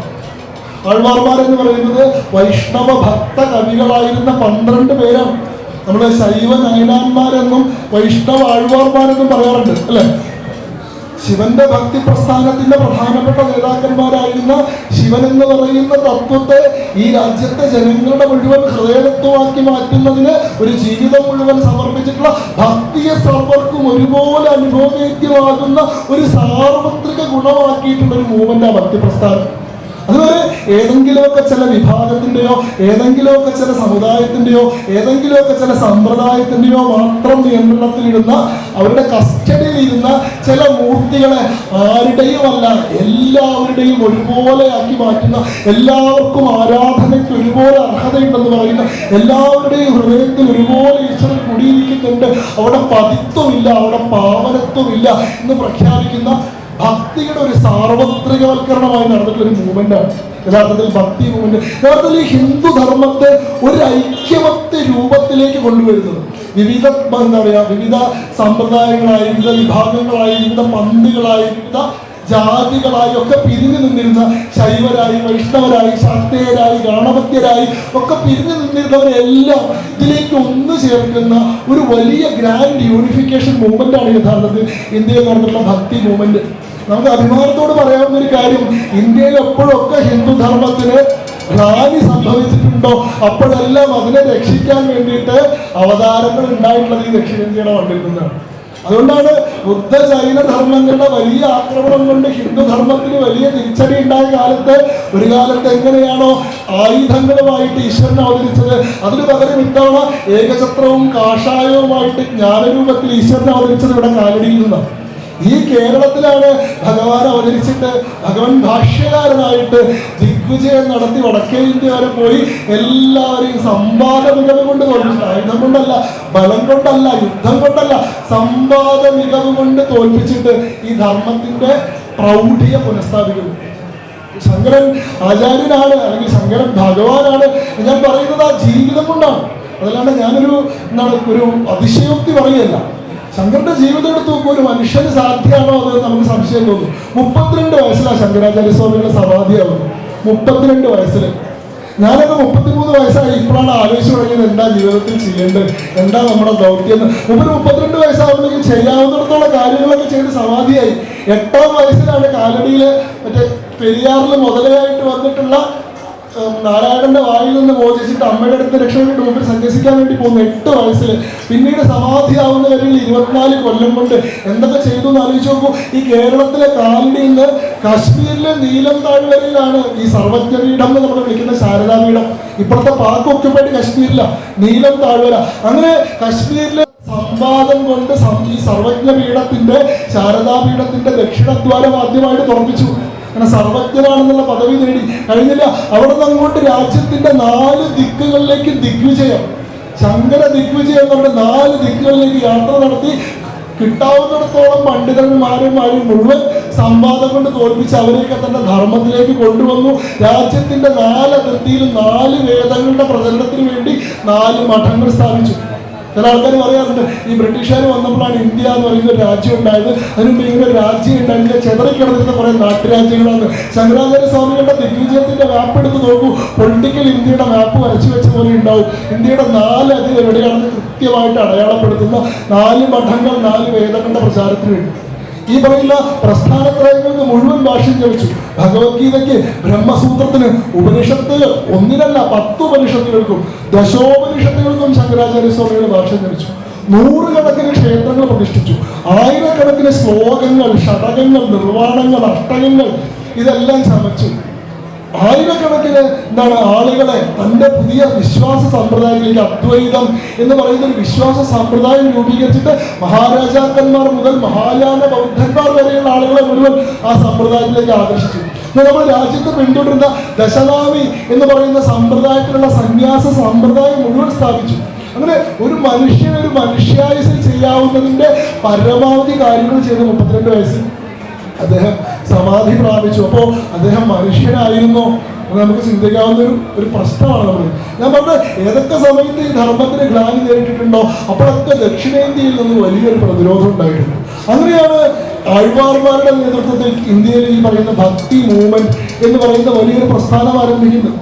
ഭക്തി മൂവ്മെന്റ് ഉണ്ടാവുന്നത് ദക്ഷിണേന്ത്യയിൽ നിന്നാണ്. ഈ പറയുന്ന തമിഴ് ആൾവാൾമാർ എന്ന് പറയുന്ന 12 പേരാണ് ഈ ഭക്തി മൂവ്മെന്റ് ആരംഭിക്കുന്നത്. പല കാലഘട്ടങ്ങളിൽ ജീവിച്ചിരുന്ന ആൾക്കാരാണ്, ഒരേ സമയത്ത് ജീവിച്ചിരുന്ന ആൾക്കാരല്ല. 5ാം നൂറ്റാണ്ട് മുതൽ 9ാം നൂറ്റാണ്ട് വരെയുള്ള കാലഘട്ടത്തിലാണ് അവർ ജീവിച്ചിരുന്നത് എന്നുള്ളതാണ് ഈ ആധുനിക ചരിത്രകാരന്മാർ പറയുന്നത്. അവരിലൂടെ ആരംഭിക്കുന്ന ആഴ്വാർ എന്നുള്ള വാക്കിന്റെ അർത്ഥം തന്നെ ആണ്ടിറങ്ങിയവർ എന്നാണ്. ആഴത്തിൽ അങ്ങ് ലയിച്ചു പോയവർ, അതിലങ്ങോട്ട് ആണ്ടുപോയവർ എന്നുള്ള അർത്ഥത്തിലാണ്. വിഷ്ണു എന്ന് പറയുന്ന വിശ്വാസത്തിൽ, വൈഷ്ണവ ധർമ്മത്തിൽ സ്വയം മതിമറന്ന് ആഴ്ന്നു പോയവരെയാണ്, അലിഞ്ഞു പോയവരെയാണ് നമ്മൾ ആഴ്വാർമാരെന്ന് വിളിക്കുന്നത്. യഥാർത്ഥത്തിൽ 10 ആഴ്വാർമാരേ ഉള്ളൂ എന്ന് പറയാറുണ്ട്. പക്ഷെ ആണ്ടാളിനെയും അതുപോലെ തന്നെ മധുരകവി ആൾവാരെയും ഇപ്പോ ആൾവാർമാരായിട്ടാണ് പരിഗണിക്കാറുള്ളത്. ആണ്ടാളിനെ അവരുടെ ഭക്തി കൊണ്ടും മധുരകവി ആൾവാറിനെ അവരുടെ പാണ്ഡിത്യം കൊണ്ടും ആൾവാർമാരായി തന്നെയാണ് പരിഗണിക്കേണ്ടത് എന്നതുകൊണ്ട് 12 ആൾവാർമാരുണ്ട്. ഈ 12 ആൾവാർമാർ യഥാർത്ഥത്തിൽ ചെയ്യുന്നത് വേദത്തെ നല്ല തങ്ക തമിഴിലേക്ക്, ചെന്തമിഴിലേക്ക് പരിവർത്തനം ചെയ്ത് സാധാരണക്കാരുടെ മനസ്സിലാവുന്ന ശീലികളായിട്ട് വേദത്തെ തർജ്ജമ ചെയ്യുക എന്നുള്ളത്. വൈദികമായിട്ടുള്ള സത്യത്തെ, വൈദികമായിട്ടുള്ള തത്വങ്ങളെ, ഉപനിഷത്തിന്റെ മർമ്മത്തെ മുഴുവൻ സാധാരണ ജനങ്ങൾക്ക് ബോധ്യപ്പെടുന്ന ഭാഷയിലേക്ക് പരിവർത്തനം ചെയ്തു. ഈ പറയുന്ന 12 ആഴ്വാർമാരുടെയും കൃതികളെ ഒന്നിച്ച് ചേർത്തതാണ്. അവരുടെ എല്ലാ കൃതികളെ കമ്പൈൻ ചെയ്തതിനെയാണ് നമ്മൾ 4000 ദിവ്യദേശ പ്രബന്ധം എന്ന് വിളിക്കുന്നത്. ഈ 12 ആഴ്വാർമാരും അവരുടെ ജീവിതകാലഘട്ടത്തിൽ എഴുതിയിട്ടുള്ള മുഴുവൻ കൃതികളിൽ ചേർത്ത് വെച്ച് കഴിഞ്ഞാൽ 4000 ശ്ലോകങ്ങളാണുള്ള. ആ 4000 ശ്ലോകങ്ങളെ നമ്മൾ പ്രബന്ധങ്ങൾ എന്നാണ് വിളിക്കുന്നത്. അങ്ങനെ ആഴ്വാർമാരുടെ ജീവിതകാല കൃതികളാണ് 4000 ദിവ്യദേശ പ്രബന്ധങ്ങൾ. ഈ 4000 ദിവ്യദേശ പ്രബന്ധങ്ങൾ എടുത്ത് നോക്കിക്കഴിഞ്ഞാൽ ഇതിൽ ഇവരെല്ലാവരും 108 പ്രധാനപ്പെട്ട ക്ഷേത്രങ്ങളിലുള്ള വിഷ്ണുവിനെ സംബന്ധിച്ച സംസാരിക്കും. വിഷ്ണു എന്ന് പറയുന്ന ലോകം മുഴുവൻ വ്യാപിച്ചു നിൽക്കുന്ന, വിഷ്ണു എന്നുള്ള വാക്കിന്റെ അർത്ഥം തന്നെയാണല്ലോ വ്യാപിക്കുന്നവനാണല്ലോ വിഷ്ണു. അങ്ങനെ വ്യാപിച്ചു നിൽക്കുന്ന വിഷ്ണുവിനല്ല. പിന്നെയോ ഈ വൈഷ്ണവിസത്തിന്റെ അടിസ്ഥാനപരമായിട്ടുള്ള സമ്പ്രദായം ആർച്ചം എന്ന് പറയുന്ന ഒരു സംഭവം. അതായത് വിഷ്ണു എല്ലാം വ്യാപിച്ചു നിൽക്കുന്നവനും നിറഞ്ഞു നിൽക്കുന്നവനുമാണെങ്കിലും അവന് 5 അവസ്ഥകളുണ്ട്, 5 ഭാവങ്ങളുണ്ട്. ജലം, ലോകം മുഴുവൻ വ്യാപിച്ചു കിടക്കുന്ന ജലത്തിന് 3 തലങ്ങൾ, 3 ഭാവങ്ങളുണ്ടല്ലോ അല്ലെ. ജലമായിട്ടും വാതകമായിട്ടും ഖരമായിട്ടും നിൽക്കുന്നത് പോലെ വിഷ്ണു എന്ന് പറയുന്ന സങ്കല്പം 5 പ്രധാനപ്പെട്ട ഭാവങ്ങളിലാണ് നിൽക്കുന്നത്. പിന്നെ ഒരു ഭാവത്തിന് പരത്വം എന്ന് പറയും. പരത്വം എന്ന് പറഞ്ഞാൽ എങ്ങനെയാണോ ഋഷീശ്വരന്മാർ മുതലായവർക്ക് മുന്നിൽ അനാദികാലം മുതൽ വിഷ്ണു സ്വയം പ്രത്യക്ഷപ്പെട്ടിരുന്നത്, ശ്രീമൻ നാരായണൻ സ്വയം പ്രദർശിപ്പിച്ചിരുന്നത്, ആ ഭാവത്തെയാണ്. മഹാഭാരത യുദ്ധത്തിനിടയിൽ അർജുനൻ കാണുന്ന ഒരു വിരാട് രൂപം ഉണ്ടല്ലോ, അർജുനൻ കണ്ടല്ലോ വിഷ്ണുവിനെ. അതല്ലെങ്കിൽ നമ്മുടെ പൂരമ്മ കണ്ടല്ലോ, അതല്ലെങ്കിൽ നമ്മുടെ സ്വാമിയാര് കണ്ടല്ലോ. അങ്ങനെ ഒരുപാട് പേർക്ക് മുന്നിൽ, ഋഷീശ്വരന്മാർക്ക് മുന്നിൽ എങ്ങനെയാണോ ശ്രീമന്നാരായണൻ സ്വയം വെളിപ്പെടുത്തിയിട്ടുള്ളത്, ആ രൂപത്തെയാണ് പരത്വം എന്ന് വിളിക്കുന്നത്. രണ്ടാമത്തെ ഒരു വ്യൂഹം എന്നാണ് പറയുക. വ്യൂഹം എന്ന് പറയുന്നത് ഈ പരാവാസുദേവൻ, പ്രദ്യുമ്നൻ, അനിരുദ്ധൻ എന്നിങ്ങനെയുള്ള ഭാവങ്ങളിലൂടെ പല കാലഘട്ടങ്ങളിൽ പ്രദർശിപ്പിക്കപ്പെട്ടിട്ടുള്ള വിഷ്ണുവിനെയാണ് ഒരു വ്യൂഹം എന്ന് പറയുന്നത്. പിന്നീട് വിഭവം എന്ന് പറയും. മൂന്നാമത്തേന് വിഭവം എന്ന് പറയുന്നത് ഈ ദശാവതാരങ്ങൾ ഉൾപ്പെടെയുള്ള അവതാരങ്ങളായിട്ട് അവതരിക്കുന്ന ശ്രീകൃഷ്ണനെയും ശ്രീരാമനെയുമാണ് പ്രധാനമായിട്ടും അതിൽ പരിഗണിക്കുന്നത്. അങ്ങനെ വ്യൂഹം എന്ന് പറയുന്ന അവതാര സംബന്ധിയായിട്ടുള്ള വിഷ്ണു. നാലാമത്തെ വിഷ്ണുവിനെ ഇവര് അന്തര്യാമി എന്ന് പറയും. അതായത് അതൊരു പ്രത്യേക രൂപമായിട്ടല്ല നിൽക്കുന്നത്, എന്നാൽ എല്ലാ പദാർത്ഥങ്ങളുടെയും ഉള്ളിലെ ചൈതന്യമായിട്ട് കുടികൊള്ളുന്ന വിഷ്ണു. അപ്പൊ ഞാനിവിടെ നിന്ന് സംസാരിക്കുകയാണ്, ഒരു ശ്രീവൈഷ്ണവനാണ് നിങ്ങളെങ്കിൽ നിങ്ങൾ കാണുന്നത് ശങ്കുട്ടിദാസ് സംസാരിക്കുന്നതല്ല, മഹാവിഷ്ണു നിങ്ങളോട് സംസാരിച്ചുകൊണ്ടിരിക്കുകയാണ്. എല്ലാം നാരായണന്റെ തന്നെ വിവിധങ്ങളായിട്ടുള്ള ഭാവങ്ങളാണ്. എൻ്റെ ഉള്ളിലും നിങ്ങളുടെ ഉള്ളിലും കൂടിയിരിക്കുന്നത് ഒരേ നാരായണ ചൈതന്യമാണ്. അപ്പോൾ എനിക്കുള്ളിൽ, ഈ മൈക്കിനുള്ളിൽ, ഈ പറയുന്ന കസേരയ്ക്കുള്ളിൽ, ഈ ചെടിക്കുള്ളിൽ, ഈ പൂവിനുള്ളിലൊക്കെ ഇരിക്കുന്ന അന്തര്യാമിയായിട്ടുള്ള വിഷ്ണു സർവ്വതിനെയും ഉള്ളിൽ നിന്ന് അനുഗ്രഹിക്കുന്ന അദൃശ്യമായിട്ടുള്ള വിഷ്ണുവിന്റെ രൂപം. അങ്ങനെയാണ് ഈശാവാസ്യ പുരുഷത്തിൽ പറയുന്നത്, ഈശാവാസ്യം ഇതം സർവം എന്നാണ്. ഈശ്വരൻ ഏതെങ്കിലും ഒരു പ്രത്യേക ഭാവത്തിൽ, രൂപത്തിൽ എവിടെയെങ്കിലും കസേരയിട്ട് ഇരിക്കുകയല്ല, പിന്നെയോ ഈശ്വരൻ ഇങ്ങനെ സ്വയം പദാർത്ഥമായിട്ട് വ്യാപിച്ച് കിടക്കുകയാണ്. നമ്മൾ കാണുന്ന സമസ്ത ഭൗതികമായിട്ടുള്ള സംഗതികളും എല്ലാം ഈശ്വരന്റെ വിവിധങ്ങളായിട്ടുള്ള ഭാവങ്ങൾ തന്നെ. അപ്പൊ അതാണ് നാലാമത്തെ വിഷ്ണു അന്തര്യാമി. അഞ്ചാമത്തെ വിഷ്ണുവിനാണ് പറയുക ആർച്ചാവതാരം. ആർച്ചാവതാരം എന്ന് പറഞ്ഞാൽ എന്താ? ക്ഷേത്രത്തിലെ വിഗ്രഹത്തിനുള്ളിൽ കുടിയിരിക്കുന്ന ചൈതന്യമായിട്ടുള്ള വിഷ്ണു. ക്ഷേത്രത്തിൽ നമ്മളൊരു വിഗ്രഹം സ്ഥാപിച്ചിട്ടുണ്ട്, എന്നാൽ ആ വിഗ്രഹം കേവലം ഒരു ശില്പമാണോ, കേവലം ഒരു രൂപമാണോ? അതിലെന്താണ് ഈശ്വരൻ അതിൽ എങ്ങനെയിരിക്കുന്നത്? അതിനുള്ളിൽ ഒരു ചൈതന്യമായിട്ട് കൂടിയിരിക്കുന്നല്ലോ, ആ ചൈതന്യത്തെയാണ് ആർച്ചം എന്ന് പറയുന്നത്. അങ്ങനെ മഹാവിഷ്ണുവിന്റെ സവിശേഷമായിട്ടുള്ള ചൈതന്യം ഈ രാജ്യത്ത് വ്യാപിച്ചു നിൽക്കുന്ന പ്രധാനപ്പെട്ട 108 ദിവ്യദേശങ്ങളെയാണ് ഈ 4000 ദിവ്യദേശ പ്രബന്ധങ്ങളിലൂടെ ഈ 12 ആഴ്വാർമാർ നമുക്ക് പരിചയപ്പെടുത്തി തന്നിട്ടുള്ളത്. അപ്പൊ അതിൽ 2 ആഴ്വാർമാർ, അതായത് ആർക്ക് മുന്നിലാണോ മഹാവിഷ്ണുവിന്റെ നിർമാല്യധാരിയായിട്ടുള്ള വിശ്വക്സേനൻ പ്രത്യക്ഷപ്പെട്ടിട്ട് നെയ്യൊരു ആഴ്വാറാണ് എന്ന് പറഞ്ഞു കൊടുത്തത്. ആഴ്വാർ എന്ന് പറയുന്ന ഒരു തിരിച്ചറിവ് ഇവർക്കുണ്ടാവുന്നത് നമ്മാഴ്വാർ എന്ന് പറയുന്ന നമ്മളാഴ്വാർക്ക് മുന്നിൽ വിശ്വക്സേനൻ പ്രത്യക്ഷപ്പെട്ടപ്പോഴാണ്. നിങ്ങളുടെ അമ്പലത്തിലുണ്ടല്ലോ വിശ്വക്സേനൻ, കണ്ടിട്ടില്ലേ? നിർമാല്യധാരി. ആർക്കാണോ മഹാവിഷ്ണുവിന്റെ തലേന്ന് അണിയിച്ചിട്ടുള്ള മാല പിറ്റേന്ന് ധരിക്കാനുള്ള അവകാശം മൂപ്പരെയാണ് നിർമാല്യധാരി എന്ന് വിളിക്കുക. മൂപ്പര് വിഷ്ണുവിന്റെ ഭക്തോത്വംസനാണ്, വിഷ്ണു ഭക്തിയുടെ മൂർത്തരൂപമാണ്. വിഷ്ണുവിന്റെ ഭക്തി ഒരു മനുഷ്യന്റെ രൂപത്തിലേക്ക് മാറ്റി, അതാണ് വിശ്വക്സേനൻ. ആ വിശ്വക്സേനാണ് ആഴ്വാരോട് പറയുന്നത്, വിഷ്ണുവിൽ അണ്ടവരാണ് നിങ്ങൾ, നിങ്ങളുടെ ദൗത്യമാണ് നിങ്ങൾ ചെയ്തുകൊണ്ടിരിക്കുന്നത്. അതുകൊണ്ടാണ് ആഴ്വാർമാരുടെ കൃതികളെ നമ്മൾ എന്ത് പറയുന്നറിയോ? ദ്രാവിഡ വേദം എന്നാണ്. എങ്ങനെയാണോ ഹർഷഭാരത പരമ്പരയിൽ ഋഷീശ്വരന്മാരുണ്ടാക്കിയിട്ടുള്ള അന്നത്തെ വാണിക്ക് നമ്മൾ വേദം എന്ന് വിളിച്ചത്, ആ വേദത്തിന്റെ തന്നെ ദക്ഷിണേന്ത്യയിൽ അവതരിപ്പിച്ചിട്ടുള്ള പുനരവതാരമാണ് ആഴ്വാർമാരുടെ 4000 ദിവ്യദേശ പ്രബന്ധം. അതുകൊണ്ടാണ് അതിന് നമ്മൾ ദ്രാവിഡ വേദം, തമിഴിൽ അവതരിച്ചിട്ടുള്ള വേദം എന്നാണ് വിളിക്കുക. കാരണം സാക്ഷാൽ നാരായണൻ തന്നെ അവരിലൂടെ തോന്നിപ്പിച്ചതാണ്. അതുകൊണ്ട് തന്നെ ഈ 12 ആഴ്വാർമാരെ നാരായണന്റെ 12 അവതാരങ്ങളായി കാണുന്ന ഒരു സമ്പ്രദായമുണ്ട്. ഓരോ ആഴ്വാർമാര് വിഷ്ണുവിന്റെ 12 ദിവ്യായുധങ്ങളുടെ ശംഖ്, ചക്രം, ഗദ, പത്മം, മുസലം ഇങ്ങനെയുള്ള വിവിധമായിട്ടുള്ള ആയുധങ്ങളാണ് പലതായിട്ട് അവതരിക്കുന്നത്. ഇതൊക്കെയുള്ള സങ്കല്പമുണ്ട്. അങ്ങനെയുള്ള ആളായിട്ടുള്ള നമ്മാഴ്വാർ എന്ന് പറയുന്ന ആള് നമ്മുടെ ശ്രീവല്ലഭ ക്ഷേത്രത്തെ പറ്റിയിട്ട് 12 ശ്ലോകങ്ങൾ എഴുതിയിട്ടുണ്ട്. അദ്ദേഹത്തിന്റെ ജീവിതകാലത്ത് എഴുതിയിട്ടുള്ള അദ്ദേഹത്തിന്റെ ദിവ്യദേശ പ്രബന്ധങ്ങളിൽ അദ്ദേഹം 12 ശ്ലോകങ്ങൾ എഴുതിയിട്ടുള്ളത് തിരുവല്ലയിലെ ശ്രീവല്ലഭനെ പറ്റിയിട്ടാണ്. അതേപോലെ തന്നെ തിരുമങ്കൈ ആഴ്വാർ, ഏറ്റവും അവസാനത്തെ ആഴ്വാർ. ഈ നമ്മാഴ്വാർ ജീവിച്ചിരുന്ന 5-ാം നൂറ്റാണ്ടിലാണെങ്കിൽ തിരുമങ്കൈ ആഴ്വാർ ജീവിച്ചിരുന്ന 9-ാം നൂറ്റാണ്ടിലാണ്. 4 നൂറ്റാണ്ടുകളുടെ വ്യത്യാസമുണ്ട് ഇവർക്കിടയിൽ. തിരുമങ്കൈ ആഴ്വാരുടെ ദിവ്യദേശ പ്രബന്ധങ്ങളിൽ 11 ശ്ലോകങ്ങൾ ശ്രീവല്ലഭനെ പറ്റിയിട്ടാണ്. ഈ എന്താണ് എന്തോ പേര് പറയല്ലോ, തിരുമണവാളൻ, സുന്ദരായനൻ, കോലപ്പീരാൻ അല്ലേ, അങ്ങനെയൊക്കെയുള്ള പേരുകളെ നമ്മളിപ്പോൾ വിളിക്കുന്നില്ലേ, ശ്രീവല്ലഭനെ വിളിക്കുന്ന പേരില്ലേ, ഇതൊന്നും നമ്മൾ ഉണ്ടാക്കിയതല്ല, നമ്മുടെ ഭാഷയിൽ നിന്നുണ്ടായിട്ടുള്ള പേരുമല്ല. ഇതൊക്കെ അസ്തൽ ചെന്തമിഴില് എത്രയോ നൂറ്റാണ്ടുകൾക്ക് മുൻപ് ഈ വൈഷ്ണവ ആഴ്വാർമാർ വിളിച്ചിട്ടുള്ള പേരാണ്. ഈ സുന്ദരായനൻ അല്ലെങ്കിൽ സുന്ദരേശൻ എന്നൊക്കെ വിളിക്കുന്നുണ്ട്. അങ്ങനെയാണ് ഒരു കാലഘട്ടത്തിൽ ഇവിടെ സ്ത്രീകൾക്ക് പ്രവേശനം നിഷേധിച്ചത് ഓർമ്മയുണ്ട്. കാരണം വിഷ്ണുവിന്റെ മോഹന രൂപം കണ്ട സ്ത്രീകൾ ഭ്രമിച്ചിട്ട് ശ്രീകോവിലിന്റെ ഉള്ളിൽ കയറി പോയിരുന്നത്രേ. ഇവിടെ 1968 വരെ സ്ത്രീകൾക്ക് എല്ലാ ദിവസവും പ്രവേശനം ഉണ്ടായിരുന്നില്ല.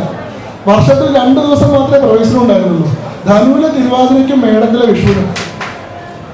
ധനുവിലെ തിരുവാതിര വിശേഷമാണ്, മേടത്തിലെ വിഷു മറ്റേ വർഷാരംഭമാണ്. ഈ 2 ദിവസങ്ങളിൽ മാത്രമേ സ്ത്രീകളെ കയറ്റിയിരുന്നുള്ളൂ. സ്ത്രീകളെ കയറ്റുമ്പോൾ എന്താ ചെയ്തിരുന്നറിയോ? അന്ന് വിഷ്ണുവിന്റെ അലങ്കാരം മുഴുവൻ ഒഴിവാക്കിയിട്ട് അവരുടെ മേത്ത് മുഴുവൻ കരിയൊക്കെ വാരി തേച്ച് കാട്ടാളനെ പോലെ വേടനെ പോലെ ഒരുക്കി പഴയ കീറി പറഞ്ഞ തുണിയൊക്കെ അലങ്കരിപ്പിച്ചിട്ട് തീരെ കാണാൻ കൊള്ളാത്ത രൂപത്തിലാക്കിയിട്ടാണ്. കാരണം എന്താ വെച്ചാൽ ശരിക്കുള്ള രൂപത്തെ കണ്ട് ആൾക്കാർ മോഹിക്കാത്ത, ആൾക്കാർ മോഹിച്ചിട്ട് നേരെ ശ്രീകോവിലിന്റെ ഉള്ളിലേക്ക് കയറുമ്പോൾ അങ്ങനെ 2-3 വട്ടം ഇവിടെ ശുദ്ധിയൊക്കെ നടത്തേണ്ടി വന്നിട്ടുണ്ട്. അങ്ങനെ സ്ത്രീകളെ കയറ്റാണ്ടിരിക്കുന്ന ഒരു സമയമുണ്ട്. ഇപ്പോഴും ഇവിടെ ഉൾക്കാപ്പില്ലല്ലോ, ഇപ്പോഴും ഇവിടെ ചന്തം നടത്തില്ലല്ലോ. എന്താ ചെയ്യാത്ത എന്തുകൊണ്ടാ വെച്ചാൽ സുന്ദരനായതുകൊണ്ടാണ്. മോഹിപ്പിക്കുന്ന, ലോകത്തെ മുഴുവൻ വിസ്മയിപ്പിക്കുന്ന വല്ലഭനാണത്. അത് എന്താണ്, അത് അത്രയും അസാധ്യമായിട്ടുള്ള, അപ്രതിരോധ്യമായിട്ടുള്ള, അനിരോധ്യമായിട്ടുള്ള സൗന്ദര്യമാണ്. അപ്പൊ അങ്ങനെയുള്ള നിരവധി വിശേഷണങ്ങൾ ശ്രീവല്ലഭനെ പറ്റിയിട്ട് വരുന്നത് നമ്മുടെ കാലഘട്ടത്തിലല്ല, പിന്നെയോ 15 നൂറ്റാണ്ടുകൾക്ക് മുൻപ്, 5-ാം നൂറ്റാണ്ടിനും 9-ാം നൂറ്റാണ്ടിനും ഇടയിൽ എഴുതപ്പെട്ടിട്ടുള്ള ഈ പറയുന്ന 4000 ദിവ്യദേശ പ്രബന്ധങ്ങളിലാണ്. അപ്പൊ ഈ ദിവ്യദേശങ്ങൾ എന്ന് പറയുന്നതിന് വലിയ പ്രാധാന്യം ഇന്ത്യയിലെ വൈഷ്ണവ മുന്നേറ്റവുമായി ബന്ധപ്പെട്ടിട്ടുണ്ട്.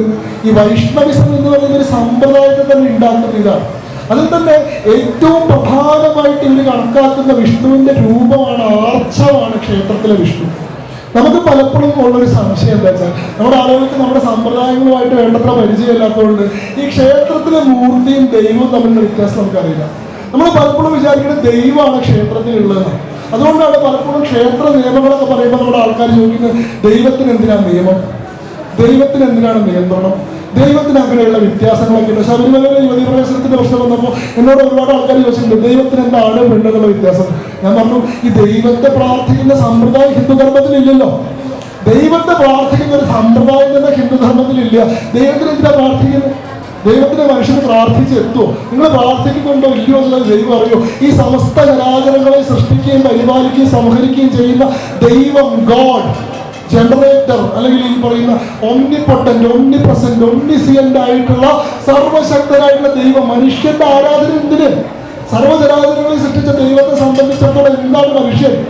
അല്ലെ, നമ്മുടെ ലളിതാ സഹസ്രനാമത്തിലെ ഭഗവതിനെ പറ്റി പറയും, അനേക കോടി ബ്രഹ്മാണ്ട ജനനി, അനേക കോടി ബ്രഹ്മാണ്ടങ്ങളെ ജനിപ്പിച്ചവളെന്ന.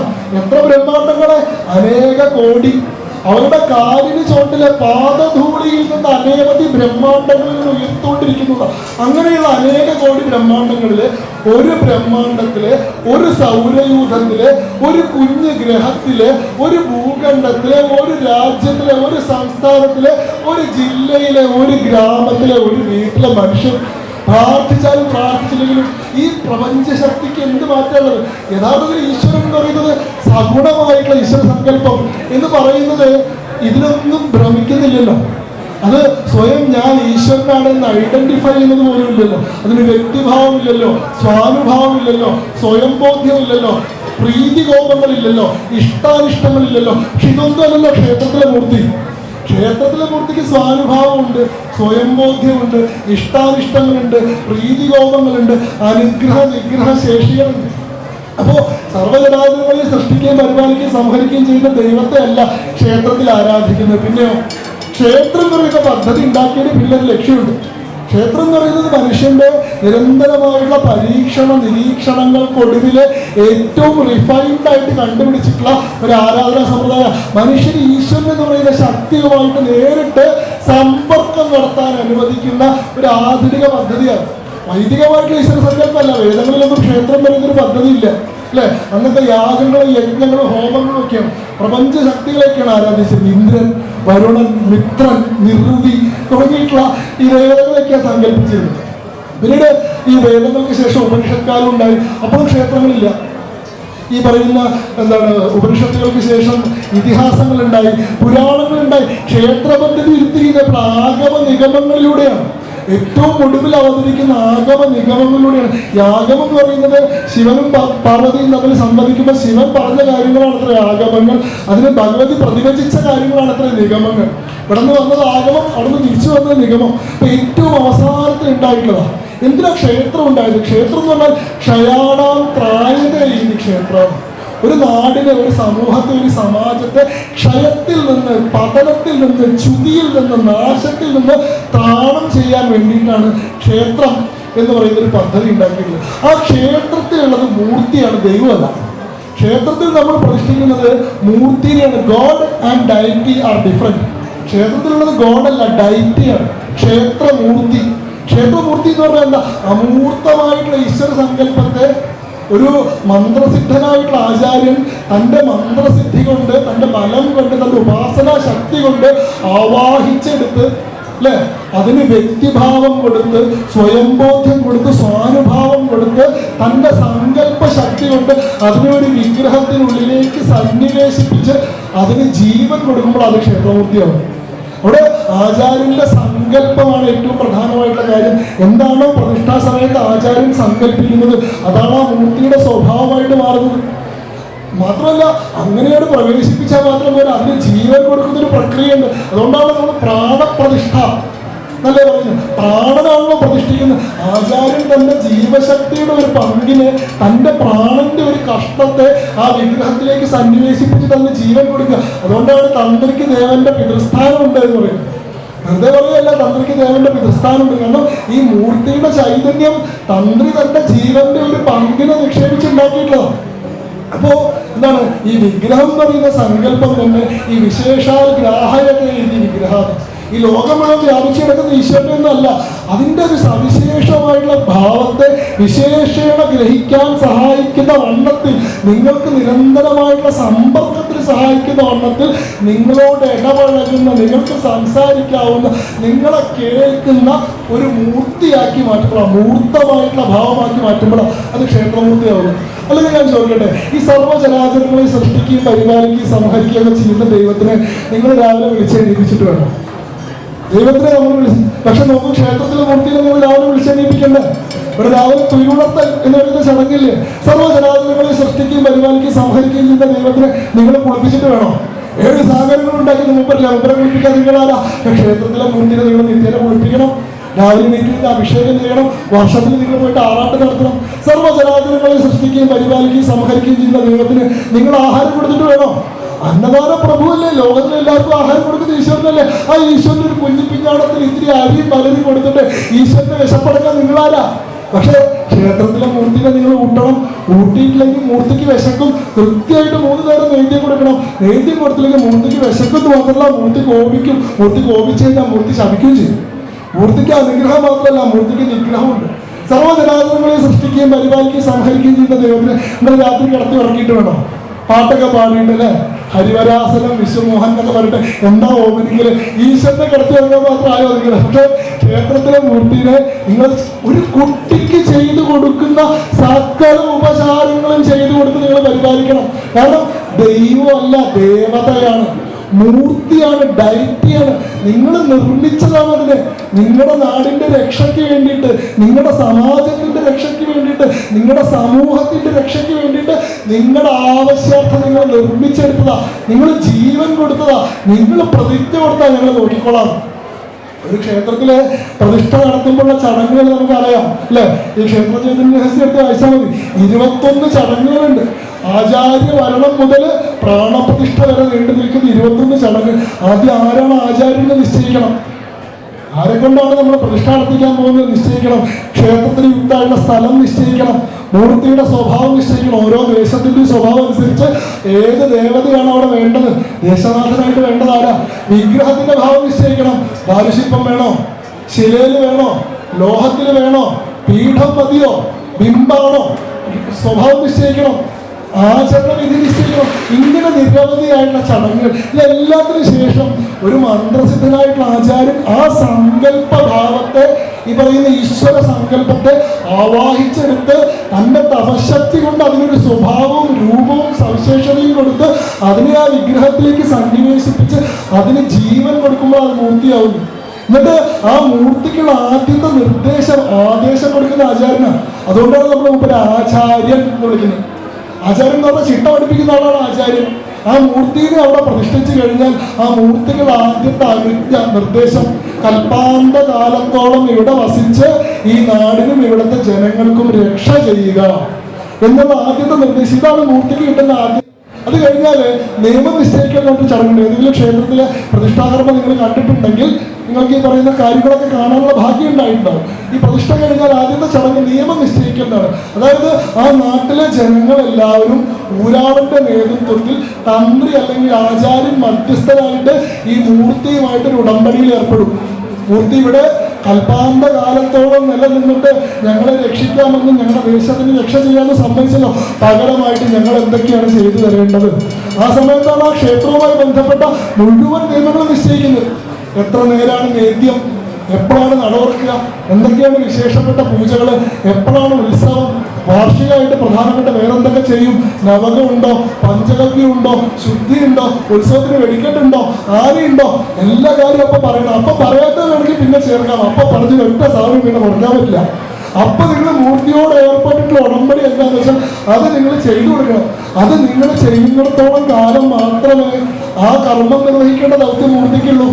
നിങ്ങൾ മൂർത്തിയുമായിട്ട് ഉടമ്പടി ലംഘിച്ചു കഴിഞ്ഞാൽ, മൂർത്തിയെ അവിടെ വലിയ കാര്യമായിട്ട് ആചാര്യനൊക്കെ കൊണ്ടുവന്ന് പ്രതിഷ്ഠിച്ച സമയത്ത് പറഞ്ഞ വാക്കൊന്നും നിങ്ങൾ പാലിക്കുന്നില്ലെങ്കിൽ, നിങ്ങളോട് പറഞ്ഞ വാക്കൊന്നും പാലിക്കേണ്ട ആവശ്യം മൂർത്തിക്കില്ല. ഞാൻ നേരത്തെ പറഞ്ഞ പോലെ മൂർത്തിക്ക് അനുഗ്രഹശേഷി മാത്രമല്ല നിഗ്രഹശേഷിയുണ്ട്. അപ്പോ എന്താ, ദൈവത്തിന് അങ്ങനെയൊക്കെ ഉണ്ടോ? ദൈവത്തിന് കോപമുണ്ടോ? ദൈവം മനുഷ്യരെയൊക്കെ ഒരുപോലെയല്ലേ കാണിച്ചു? ദൈവം അല്ലല്ലോ. അങ്ങനെ ദൈവത്തിന് എല്ലാവരും ഒരുപോലെയാണെങ്കിൽ നിങ്ങൾ പ്രത്യേകമായിട്ട് ക്ഷേത്രം ഉണ്ടാക്കിയിട്ട് അതിനകത്തുകൊണ്ട് ഇരുത്തേണ്ട ആവശ്യമില്ലായിരുന്നു. നിങ്ങൾക്ക് പ്രത്യേകമായിട്ട് ചില കാര്യങ്ങൾ പറയാനും ചില കാര്യങ്ങൾ നേടാനും വേണ്ടിയിട്ടാണല്ലോ സംവാദഭാവത്തിന് സമ്പർക്ക സാധ്യതയുള്ള ഒരു മൂർത്തിയാക്കി നിങ്ങൾ അതിനെ മാറ്റിയത്. അങ്ങനെ ആക്കി കഴിഞ്ഞാൽ അല്ലെ, സൂര്യപ്രകാശം എല്ലാവർക്കും ഒരുപോലെ കിട്ടുന്ന, പക്ഷെ നിങ്ങൾ എന്താ പറയുക, നിങ്ങൾ മറ്റേ ലെൻസ് വെച്ചിട്ട് പ്രത്യേകമായിട്ട് പേപ്പറിലേക്ക് അടിച്ചു കഴിഞ്ഞാൽ കത്തും. സൂര്യപ്രകാശത്തിന് പേപ്പറിനോട് പ്രത്യേക വിരോധം കൊണ്ടല്ല ശാസ്ത്രം അങ്ങനെ പ്രവർത്തിക്കണം. നിങ്ങൾ അതിനെ കോൺസെൻട്രേറ്റ് ചെയ്ത് കഴിഞ്ഞാൽ അതിന്റെ ഊർജ്ജത്തെ നിങ്ങൾക്ക് ഉപയോഗിക്കാൻ സാധിക്കും. അതുകൊണ്ടാണ് ഓരോ മൂർത്തിയുടെയും സ്വഭാവം വ്യത്യസ്തമാവുന്നത്. എന്താണോ പ്രതിഷ്ഠാപനയിലുള്ള ആചാര്യന്റെ സങ്കല്പം, അതാണ് മൂർത്തിയുടെ സ്വഭാവം. അതുകൊണ്ടാണ് ശബരിമലയിലെ മൂർത്തി നൈഷ്ഠിക ബ്രഹ്മചാരിയായിട്ടിരിക്കുന്നത്. കാരണം അവിടുത്തെ മൂർത്തിനെ പ്രതിഷ്ഠിച്ചിരിക്കുന്നത് നൈഷ്ഠിക ബ്രഹ്മചാരിയായ യുവതീവിരക്തനായിട്ടുള്ള വൈരാഗിയായിട്ടുള്ള യോഗഭട്ടാപണ്ഡിതനായിട്ടുള്ള ചിന്മുദ്ര ധരിച്ചിട്ടുള്ള സ്പർശന ദർശനാദി അഷ്ടമൈധുനങ്ങളും വർദ്ധിച്ചിട്ടുള്ള ഒരു താപസനായിട്ടാണ്, ഒരു സന്യാസിയായിട്ടാണ്. അങ്ങനെയുള്ള സങ്കല്പത്തിൽ അതേ പറ്റുള്ളൂ. ചമരട്ട അയ്യപ്പൻ്റെ അടുത്ത് പോയിക്കൊണ്ടൊരു കുഴപ്പമില്ല. ഇവിടെ ഭാര്യയും മക്കളുള്ള അയ്യപ്പനാണ്. ചമരട്ട അയ്യപ്പൻ്റെ അമ്പലത്തിൽ പോയിട്ടുണ്ടോ? ഇവിടെ പ്രഭാ എന്ന് പറയുന്ന ഭാര്യയും സത്യക എന്ന് പറയുന്ന മകനുണ്ട്. ശാസ്താവിന്റെ ഭാവത്തിലാണ്. അങ്ങനെയുള്ള എത്രയോ ക്ഷേത്രങ്ങളുണ്ട്. അപ്പൊ ഓരോ ക്ഷേത്രത്തിലെയും മൂർത്തിയുടെ സ്വഭാവം പ്രതിഷ്ഠയുടെ ഭാവമായിട്ട് ബന്ധപ്പെട്ടിരിക്കുന്നു. അതുകൊണ്ടാണ് എല്ലാ ക്ഷേത്രങ്ങളുടെ ശ്രീവല്ലഭൻ മഹാവിഷ്ണുവാണ്, ശ്രീപത്മനാഭനും വിഷ്ണുവാണ്. രണ്ട് സ്ഥലത്ത് ഒരേ പൂജയാണോ? ഒരേ നേദ്യാണോ? ഒരേ സ്വഭാവമാണോ? ഒരേ ആചരണമാണോ? തളിപ്പറമ്പ് രാജരാജേശ്വരൻ ശിവനാണ്. രാജരാജേശ്വരൻ എന്ന പേര് രാജാക്കന്മാരുടെ രാജാവായിട്ടുള്ള ശിവൻ എന്നാണ് ആ സങ്കല്പത്തിന് തന്നെ പറയുക. സാധാരണ നമ്മൾ കണ്ടിട്ടുള്ള ശിവക്ഷേത്രങ്ങളിലൊക്കെയുള്ള ശിവൻ എന്ന് പറഞ്ഞാൽ എന്താ? ശ്മശാന വൈരാഗിയായിട്ടുള്ള ഭസ്മം ധരിച്ചിട്ടുള്ള അല്ലെ, ബ്രഹ്മകപാല ഭിക്ഷു എന്നാണ് പറയുക. ബ്രഹ്മാവിന്റെ ഒരു കലഹം വന്നപ്പോൾ ബ്രഹ്മാവിന്റെ 4 തലയത്തെ ഒരു തലയിട്ട് പറിച്ചെടുത്തിട്ട് ആ തലയോട്ടിയിൽ ഭിക്ഷ യാചിച്ച് നടന്നിട്ട് ആ തലയോട്ടിയിൽ മദ്യ സേവിച്ചിരുന്നു. ബ്രഹ്മകപാല ഭിക്ഷു, അങ്ങനെയാണ് നമ്മൾ സാധാരണ കാണുന്ന ശിവൻ. വടക്കുന്നതിന്റെ അമ്പലത്തിലൊക്കെ പോയി കഴിഞ്ഞാൽ ശ്മശാന വൈരാഗിയായിട്ടുള്ള അഘോരനായിട്ടുള്ള ശിവനെ നമുക്ക് കാണാൻ സാധിക്കും. നേരെ തിരിച്ച് തളിപ്പറമ്പ് രാജരാജേശ്വര ക്ഷേത്രത്തിൽ പോയി കഴിഞ്ഞാൽ നല്ല സ്ഥിതി. ഇവിടെ രാജരാജേശ്വരന രാജാക്കന്മാരുടെ രാജാവായിട്ടുള്ള ശിവന ചക്രവർത്തിയാണ്. അവിടെ രാജാവിന് വേണ്ട മട്ടിലാണ് എല്ലാ വിധത്തിലുള്ള ഉപചാരങ്ങളും നിശ്ചയിക്കപ്പെട്ടിട്ടുള്ളത്. സാധാരണ ശിവക്ഷേത്രത്തിൽ നിങ്ങൾ ധാരയല്ലേ കഴിക്കുക, അവിടെ എന്താ വഴിപാട് അറിയോ? സ്വർണ്ണക്കുടത്തിൽ നെയ്യ്. രാജാവിനെ കാണുമ്പോൾ അങ്ങനെയൊക്കെ കിട്ട ധാരയൊന്നും പോരാ, സ്വർണ്ണക്കുടത്തിൽ നെയ്യ്. അത് നമ്മളിങ്ങനെ സ്വർണ്ണക്കുടത്തിൽ നെയ്യൊക്കെ നിറച്ച് തൃപ്പടിയൊക്കെ കയറി ചെന്നിട്ട് സാഷ്ടാംഗം നമസ്കരിച്ച് കൊണ്ട് വെക്കണം. വെറുതെ ഒരാൾക്ക് നമ്മുടെ കയറി ചെല്ലാൻ പറ്റില്ല. ഒന്നുമില്ല നിങ്ങൾ പോകണമെങ്കിൽ അവർ നിങ്ങളുടെ കയ്യിൽ എന്തെങ്കിലും വെച്ച് തരും. നെയ്യമൃതമോ ചിത്തമൃതമോ എന്നൊക്കെ പറയുന്ന സംഭവങ്ങളൊക്കെ ഉണ്ട്. നിങ്ങൾ അവിടെ എന്തെങ്കിലും ഒരു വഴിപാട് കഴിച്ചു കഴിഞ്ഞാൽ അമ്പലത്തിൽ എത്ര ആൾക്കാരുണ്ട് അത്രയും ആൾക്കാർക്ക് നിങ്ങൾ ദക്ഷിണ കൊടുക്കണം. പൈസയിലേക്ക് വിഷമിക്കേണ്ട, അവർ തരും. ഓരോരുത്തർക്ക് അവകാശപ്രകാരം 1 അണ 2 അണ 50 പൈസ 1 രൂപ ഒക്കെ കൊടുക്കാണ്ട് നിങ്ങൾക്ക് തന്നിട്ട് പറയാം അയാൾക്ക് കൊടുക്കും ഇയാൾക്ക് കൊടുക്കും അപ്പുറത്ത് കൊടുക്കും എന്നൊക്കെ പറഞ്ഞിട്ട് നമ്മളെ കൊണ്ട് കൊടുപ്പിക്കും. കാരണം രാജാവാണ്, രാജാവിന്റെ ചീട്ട അങ്ങനെ. പണ്ട് ഞാൻ രാജരാജേശ്വര ക്ഷേത്രത്തിൽ പോയി. അപ്പൊ എന്റെ കൂടെ ഒരാളും കൂടെ വരുന്നുണ്ട്. അപ്പൊ മുമ്പിൽ ഭയങ്കര അഹങ്കാരത്തിൽ നെഞ്ചൊക്കെ വിരിച്ച് കയറി വരുമ്പോൾ ഞാൻ പറയും, ഇത്രയൊന്നും ധാർഷ്ട്യം വേണ്ട, അകത്തിരിക്കുന്ന ആൾ ചെറിയ ആളല്ല, കുറച്ചുകൂടി ഒന്ന് വിനയായിക്കോട്ടെ, രാജാവാണ് അകത്തിരിക്കുന്നത്. അപ്പൊ അവിടെ ഇരിക്കുന്ന അവിടെ കഴകുന്ന ഒരാളുണ്ട്. ഇവരിത് കേട്ടിട്ട് എന്നോട് ഭയങ്കരമായിട്ട് ക്ഷോഭിച്ചു. രാജാവോ അവരെ പറ്റിയാ പറയുന്നത് അറിയോ? ആളൊന്ന് സംസാരിക്കും എന്നൊക്കെ പറഞ്ഞാൽ ഞാൻ വിളിച്ച് പറഞ്ഞു തരുമോ? ചക്രവർത്തിയാണ് ചക്രവർത്തി. അപ്പൊ ഗ്രേഡ് കുറഞ്ഞുപോയി, രാജാവ് എന്ന് വിളിച്ചാൽ കുറഞ്ഞുപോയി, ചക്രവർത്തി എന്ന് വിളിക്കുന്നത് രാജാക്കന്മാരുടെ രാജാവാണ്. അപ്പോ അവിടുത്തെ ആചരണമൊക്കെ എങ്ങനെയാണ്? അവിടെ ഭസ്മമൊന്നുമില്ല, അവിടെ സുഗന്ധമുള്ള ചന്ദനമോ കളഭമാണ്. സാധാരണ ശിവക്ഷേത്രങ്ങളിൽ കൂവളമല്ല, വില്ലുപത്രമല്ലേ, അവിടെ അതൊന്നുമില്ല. അവിടെ സുഗന്ധമുള്ള പുഷ്പങ്ങളാണ്. അവിടുത്തെ ആചരണ സംവിധാനം തന്നെ വരെ എന്താ 2 ശിവനല്ലേ, തളിപ്പറമ്പുള്ളത് ശിവനല്ലേ, വടക്കുന്നാഥുള്ളത് ശിവനല്ലേ, അതുകൊണ്ട് ഇവിടെ കുറച്ച് ധാര്യം അവിടെ കുറച്ച് സ്വർണ്ണക്കുടത്തിൽ നെയ്യും ആയിക്കൂടെ എന്ന് വെച്ചാൽ രണ്ടും രണ്ടാണ്. ഇവിടെ ശിവൻ എന്ന് പറയുന്ന ഈശ്വര സങ്കല്പത്തെയല്ല, ആചാര്യൻ പ്രതിഷ്ഠിച്ചിട്ടുള്ള വിഗ്രഹത്തിൽ സന്നിവേശിപ്പിച്ചിട്ടുള്ള ചൈതന്യത്തിന്റെ പ്രത്യേക ഭാവത്തെയാണ് നമ്മൾ ഓരോ ക്ഷേത്രത്തിലും ആരാധന. അതുകൊണ്ടാണ് ഈ തിരുവാർച്ച എന്ന് പറയുന്ന ഭാവത്തിന് പ്രാധാന്യമുണ്ട്. കാരണം ആ വിഗ്രഹത്തിനുള്ളിൽ കുടിയിരിക്കുന്ന വിഷ്ണുവിന്റെ ഭാവം എന്ത്? ഇവിടെ ഇരിക്കുന്ന വിഷ്ണു ശ്രീവല്ലഭനായിട്ടുള്ള വിഷ്ണു. ശ്രീവല്ലഭനായിട്ടുള്ള വിഷ്ണു എന്ന് പറഞ്ഞാലാ, ശ്രീവല്ലഭനായിട്ടുള്ള വിഷ്ണു എന്ന് പറഞ്ഞാല് സമുദ്രമഥനം നടത്തിയപ്പോൾ വന്നിട്ടുള്ള ലക്ഷ്മി ദേവിയെ സ്വീകരിക്കുന്ന വിഷ്ണു. ആ ലക്ഷ്മിക്ക് അർഹനായവൻ ആര് എന്ന് അന്വേഷിക്കുമ്പോൾ കാണുന്നത് വിഷ്ണുവിനെ അല്ലാണ്ട് വേറെ ആരുമില്ല. ആ വിഷ്ണുവിനെ സ്വീകരിക്കുന്ന അവിടെ നിന്നാണ് ഈ വിഷ്ണുവിന്റെ തന്ത്രം വരുന്നത്. കാരണം ഈ വൈഷ്ണവ തന്ത്രം ഉത്പാദിപ്പിക്കുന്ന ബ്രഹ്മാവാണത്. ഈ ശ്രീവൈഷ്ണവരുടെ സിദ്ധാന്ത പ്രകാരം വിഷ്ണുവിന്റെ നാഭീകമലത്തിൽ നിന്നാണല്ലോ ബ്രഹ്മാവ് ഉണ്ടായത്. ഈ സൃഷ്ടിയൊക്കെ നടത്തുന്ന ബ്രഹ്മാവാണ്, എല്ലാ സൃഷ്ടിയും നടത്തുന്ന ബ്രഹ്മാവാണ്. ചതുർമുഖൻ അല്ലേ, നമ്മുടെ പാട്ടിൽ അങ്ങനെയല്ലേ പറയുന്നത്? ആദിമ ചൈതന്യ നാഭിയിൽ വിടരും 1000 ഇതളുള്ള താമരയിൽ രചനാ ചതുരൻ ചതുർമുഖൻ ഉയർന്നു. ചതുർമുഖൻ എന്ന് പറഞ്ഞാൽ ശിവൻ മറിച്ച് കളഞ്ഞിട്ടുള്ള തലയും കൂടി ചേർന്നിട്ടാണ്. അതുകൊണ്ടാണ് നമ്മൾ 3 കാണുന്നത്. അപ്പൊ ആ ചതുർമുഖനായിട്ടുള്ള ആളാണ് സകല സൃഷ്ടിയും ചെയ്യുന്നത്. ആ സൃഷ്ടി ചെയ്യുന്ന ആളെ എവിടെന്നാ സൃഷ്ടിക്കപ്പെട്ടത്? വിഷ്ണുവിന്റെ നാഭിയിൽ നിന്നുണ്ടായിട്ടുള്ള ഒരു കമലത്തിൽ നിന്നാണ്. അപ്പൊ മുമ്പില് എന്റെ സൃഷ്ടാവായിട്ടുള്ള വിഷ്ണുവിന്റെ ആരാധന കൊണ്ട് എനിക്ക് നിവൃത്തിയുള്ളൂ എന്ന് നമുക്ക് മനസ്സിലായി. അതുകൊണ്ടാണ് മധുകൈടഭന്മാര് യുദ്ധത്തിന് വന്നപ്പോ മുമ്പിൽ വിഷ്ണുവിനെ പ്രാർത്ഥിച്ചത്. വിഷ്ണുവിന്റെ കർണവലത്തിൽ നിന്ന് വന്നിട്ട് 2 രാക്ഷസന്മാരുണ്ടല്ലോ, മധുകൈടഭന്മാര്. ഒരു ആക്രമിക്കാൻ ചെന്നപ്പോ വിഷ്ണുവിനെ പ്രാർത്ഥിക്കുന്നു, വിഷ്ണുവിന് വേണ്ടി യുദ്ധം ചെയ്തു. അപ്പൊ ബ്രഹ്മാവാണല്ലോ ആദ്യം വിഷ്ണുവിന്റെ ആരാധനയ്ക്കുള്ള ഒരു പ്രോട്ടോകോൾ ഉണ്ടാക്കുന്നത്, വിഷ്ണുവിന്റെ ആരാധനയ്ക്കുള്ള ഒരു സമ്പ്രദായം. ഈ സമ്പ്രദായം ബ്രഹ്മാവിൽ നിന്ന് ആർക്ക് കിട്ടി? ദുർവാസാവിന് കിട്ടി. ദുർവാസാവാണ് പിന്നീട് ഈ സമ്പ്രദായം പഠിച്ചാണ്. ദുർവാസാവ് ഏറെ കാലം ഇവിടെ ഒന്ന് തപസ് ചെയ്തിട്ടുണ്ടോ? നിങ്ങളുടെ ഈ ക്ഷേത്രത്തിൽ തന്നെ കതിനയുടെ രൂപത്തിൽ ദുർവാസാവിന് വേദവ്യാസിനി വെച്ചിട്ടുണ്ട്. കാരണം ക്ഷേത്രത്തിലെ പ്രതിഷ്ഠ നടത്തിയത് ദുർവാസാവാണെന്നൊരു പ്രബല പക്ഷമുണ്ട്. അത് എന്താണ് ഐതിഹ്യമൊക്കെ നിങ്ങൾക്ക് അറിയുന്നുണ്ടാവും. ഈ പറയുന്ന നദിയിൽ നിന്ന് കൊണ്ടുവന്നിട്ടുള്ള വിഗ്രഹം പ്രതിഷ്ഠിക്കാൻ നോക്കിയ സമയത്ത് അത് പീഠത്തിൽ ഉറച്ചില്ല എന്നും അവരെല്ലാവരും പുറത്തിറങ്ങിയ സമയത്ത് വേറെ ആരെങ്കിലും 2 പേര് പ്രതിഷ്ഠ നടത്തിയിട്ട് നമ്മുടെ മറ്റേ ജലാശയം ഉണ്ടല്ലോ, ഖണ്ഡാകർമ്മ തീർത്ഥം, അതിൻ്റെ ഉള്ളിലേക്ക് അന്തർധാനം ചെയ്തു. അത് സാക്ഷാൽ ദുർവാസാവും വ്യാസനുമാണെന്നൊരു വിശ്വാസം. അതുകൊണ്ട് സത്യമെന്ന് എനിക്കറിയില്ല, കേട്ടിട്ടുണ്ട്. ഇവിടുത്തെ രാത്രിത്തെ അവസാനത്തെ പൂജ കഴിഞ്ഞ് പോകുമ്പോൾ ദുർവാസാവിന് പൂജയ്ക്ക് വേണ്ട പാത്രങ്ങളും സാധനങ്ങളൊക്കെ ഒരുക്കി വെച്ചിട്ടാണ് അത്ര മേൽശാന്തി പോവുക. കാരണം രാത്രി ദുർവാസാവ് വന്നിട്ട് വേറൊരു പൂജ ഇവിടെ ഉണ്ട് എന്ന് പ്രബലമായിട്ടുള്ള വിശ്വാസമുണ്ട്. ഒരുപാട് സ്ഥലങ്ങളുണ്ട്. ബദ്രീനാഥിന് സമാനമായിട്ടുള്ള വിശ്വാസമുണ്ട്. രാത്രി ദേവപൂജയുണ്ട്. ഇവിടുത്തെ ബദ്രീനാഥിലെ രാവിലെ എന്നോട് പറഞ്ഞിട്ടുണ്ട്, നമ്മളൊന്ന് സാധാരണ കാണാത്ത മട്ടിലുള്ള കുറേ പൂക്കളൊക്കെ രാവിലെ വന്ന് നടന്നു തുടങ്ങുമ്പോൾ കാണാം. ചിലപ്പോൾ രാത്രി പൂജയ്ക്ക് വന്നവർ ഇട്ടിട്ട് പോയതായിരിക്കും. അങ്ങനെ കുറേ സ്ഥലങ്ങളുണ്ട്. മൂകാംബികയിൽ അങ്ങനെ ഒരു സങ്കല്പമുണ്ട്. രാത്രി ബ്രഹ്മപൂജയാണ്. അവിടെ രാത്രി പോകുമ്പോൾ പൂജാപാത്രങ്ങളൊക്കെ ഒരുക്കി വെച്ചിട്ട്. അപ്പോൾ സമാനമായിട്ടൊരു സമ്പ്രദായം ഇവിടെ ഉണ്ടെന്നാണ് ഞാൻ വായിച്ചിട്ടുള്ളത്. അതിനെ പറ്റിയിട്ട് കൂടുതൽ പറയാൻ നിങ്ങൾക്കായിരിക്കും സാധിക്കും. ഏതായാലും ഇതിൻ്റെ ഒരു ഐതിഹ്യമൊക്കെ നിങ്ങൾക്ക് അറിയാം. സമയം എത്രത്തോളമായി എന്നുള്ളത് എനിക്കറിയില്ല. ഞാനിവിടെ തുടങ്ങി കഴിഞ്ഞാൽ ഇങ്ങനെ സ്റ്റോപ്പ് ഇല്ലാണ്ട് ഇങ്ങനെ പോകുന്നൊരു ശീലമായതുകൊണ്ട് സമയം നോക്കുന്നൊരു സമ്പ്രദായമില്ല. പൊതുവെ ഞാൻ പറഞ്ഞു വരാൻ ശ്രമിച്ചതെന്ന് വെച്ചാൽ ഇവിടെയുള്ള വിഷ്ണു എന്ന് പറയുന്നത് വളരെ പ്രത്യേകതയുള്ള, വളരെ വ്യതിരിക്തമായിട്ടുള്ള, മറ്റെവിടെയും കാണാൻ സാധിക്കാത്ത സ്വഭാവത്തിലുള്ള വൈഷ്ണവ ഭക്തി പ്രസ്ഥാനത്തിന്റെ തന്നെ കേന്ദ്രനായകനായിട്ടുള്ള ശ്രീമൻ നാരായണ സമ്പ്രദായം എന്നൊരു നാരായണ സമ്പ്രദായത്തിൽ തന്നെ ആവിർഭവിച്ചിട്ടുള്ള, ഇന്ത്യയിലെ ഭക്തി മൂവ്മെന്റിന്റെ തുടക്കം കുറിക്കുന്ന ആൾവാർമാരെ പോലും പ്രവചിപ്പിച്ചിട്ടുള്ള, ഇന്ത്യയിലുള്ള മുഴുവൻ ദിവ്യദേശങ്ങൾ എടുത്തു കഴിഞ്ഞാൽ അതിലെ ഏറ്റവും നിർണായകമായിട്ടുള്ളൊരു ദിവ്യദേശമാണെന്ന് പറയാവുന്ന ഒരുപാട് നിലകളിൽ കൗതുകമുള്ള ക്ഷേത്രം. വേറെ ഒരു ക്ഷേത്രത്തിലും കേരള തന്ത്രപ്രകാരം ഒരു ക്ഷേത്രത്തിൽ വരെ ശ്രീകോവിലിനുള്ളിൽ 2 മൂർത്തികളില്ല. അങ്ങോട്ടും ഇങ്ങോട്ടും അഭിമുഖമായിട്ട് 2 മൂർത്തികൾ, മഹാവിഷ്ണുവിനെയും സുദർശനമൂർത്തിയെയും ഒരുമിച്ച് പ്രതിഷ്ഠിച്ചിട്ടുള്ള ക്ഷേത്രം വേറെയില്ല. അതിൽ തന്നെ സുദർശനമൂർത്തി കുറെ കൂടി പൗരാണിക സ്വഭാവമുള്ള മൂർത്തിയാണ്. 2998 BC-യിലാണ് സുദർശനമൂർത്തിയുടെ പ്രതിഷ്ഠ നടന്നത് എന്നാണ്. തൊട്ട് പുറകിൽ കാണുന്ന ശങ്കരാമംഗലത്തെ മന അല്ലെ, നിങ്ങൾ അതിന് വേറെന്തോ പേരാണ് വിളിക്കാതെ ഞാൻ മനസ്സിലാക്കുന്നത്. ചക്ര അല്ലെ, അങ്ങനെന്തോ. അതെ അതെ, അവിടെയുള്ള സാവിത്രി അന്തർജനം അവർക്ക് മുന്നിൽ പ്രത്യക്ഷപ്പെട്ടിട്ടുള്ള ആളെ പ്രതിഷ്ഠിച്ചിട്ടുള്ളതാണ്. 59 BC-യിലാണ്. എന്താണ് നമ്മുടെ ഹിസ്റ്ററിക്കൽ ഡേറ്റിംഗ് നടത്തുമ്പോൾ അതിനും ഒരു 2900 വർഷങ്ങൾക്ക് ശേഷമാണ് 59 BCE-യിലാണ് ഇവിടുത്തെ വല്ലഭന്റെ പ്രതിഷ്ഠ നടക്കുന്നത്. അപ്പൊ അത്രയും പൗരാണികമായിട്ടുള്ള ക്ഷേത്രമാണ്. 8.5 ഏക്കർ വിസ്തീർണമുള്ള ക്ഷേത്രമാണ്. 2.5 ഏക്കർ കുളമുള്ള ക്ഷേത്രമാണ്. കേരളത്തിലെ ക്ഷേത്രങ്ങൾ മൊത്തം എടുത്തു കഴിഞ്ഞാൽ ഈ പറയുന്ന മതിൽക്കെട്ടിനുള്ളിൽ ഏറ്റവും കൂടുതൽ ഏരിയയുള്ള ക്ഷേത്രമാണ്. അതേപോലെ തന്നെ ഒരുപാട് ആർക്കിടെക്ചറായിട്ട് എടുത്തു കഴിഞ്ഞാൽ, ഇനി ചരിത്രപരമായിട്ടുള്ള കൗതുകങ്ങൾ എടുത്തു കഴിഞ്ഞാൽ തിരുവല്ലശാല എന്ന് പറയുന്ന കേരളത്തിലെ വേദപഠനത്തിന്റെ ഏറ്റവും പ്രധാനപ്പെട്ട കേന്ദ്രം തിരുവല്ലയിലാണ്.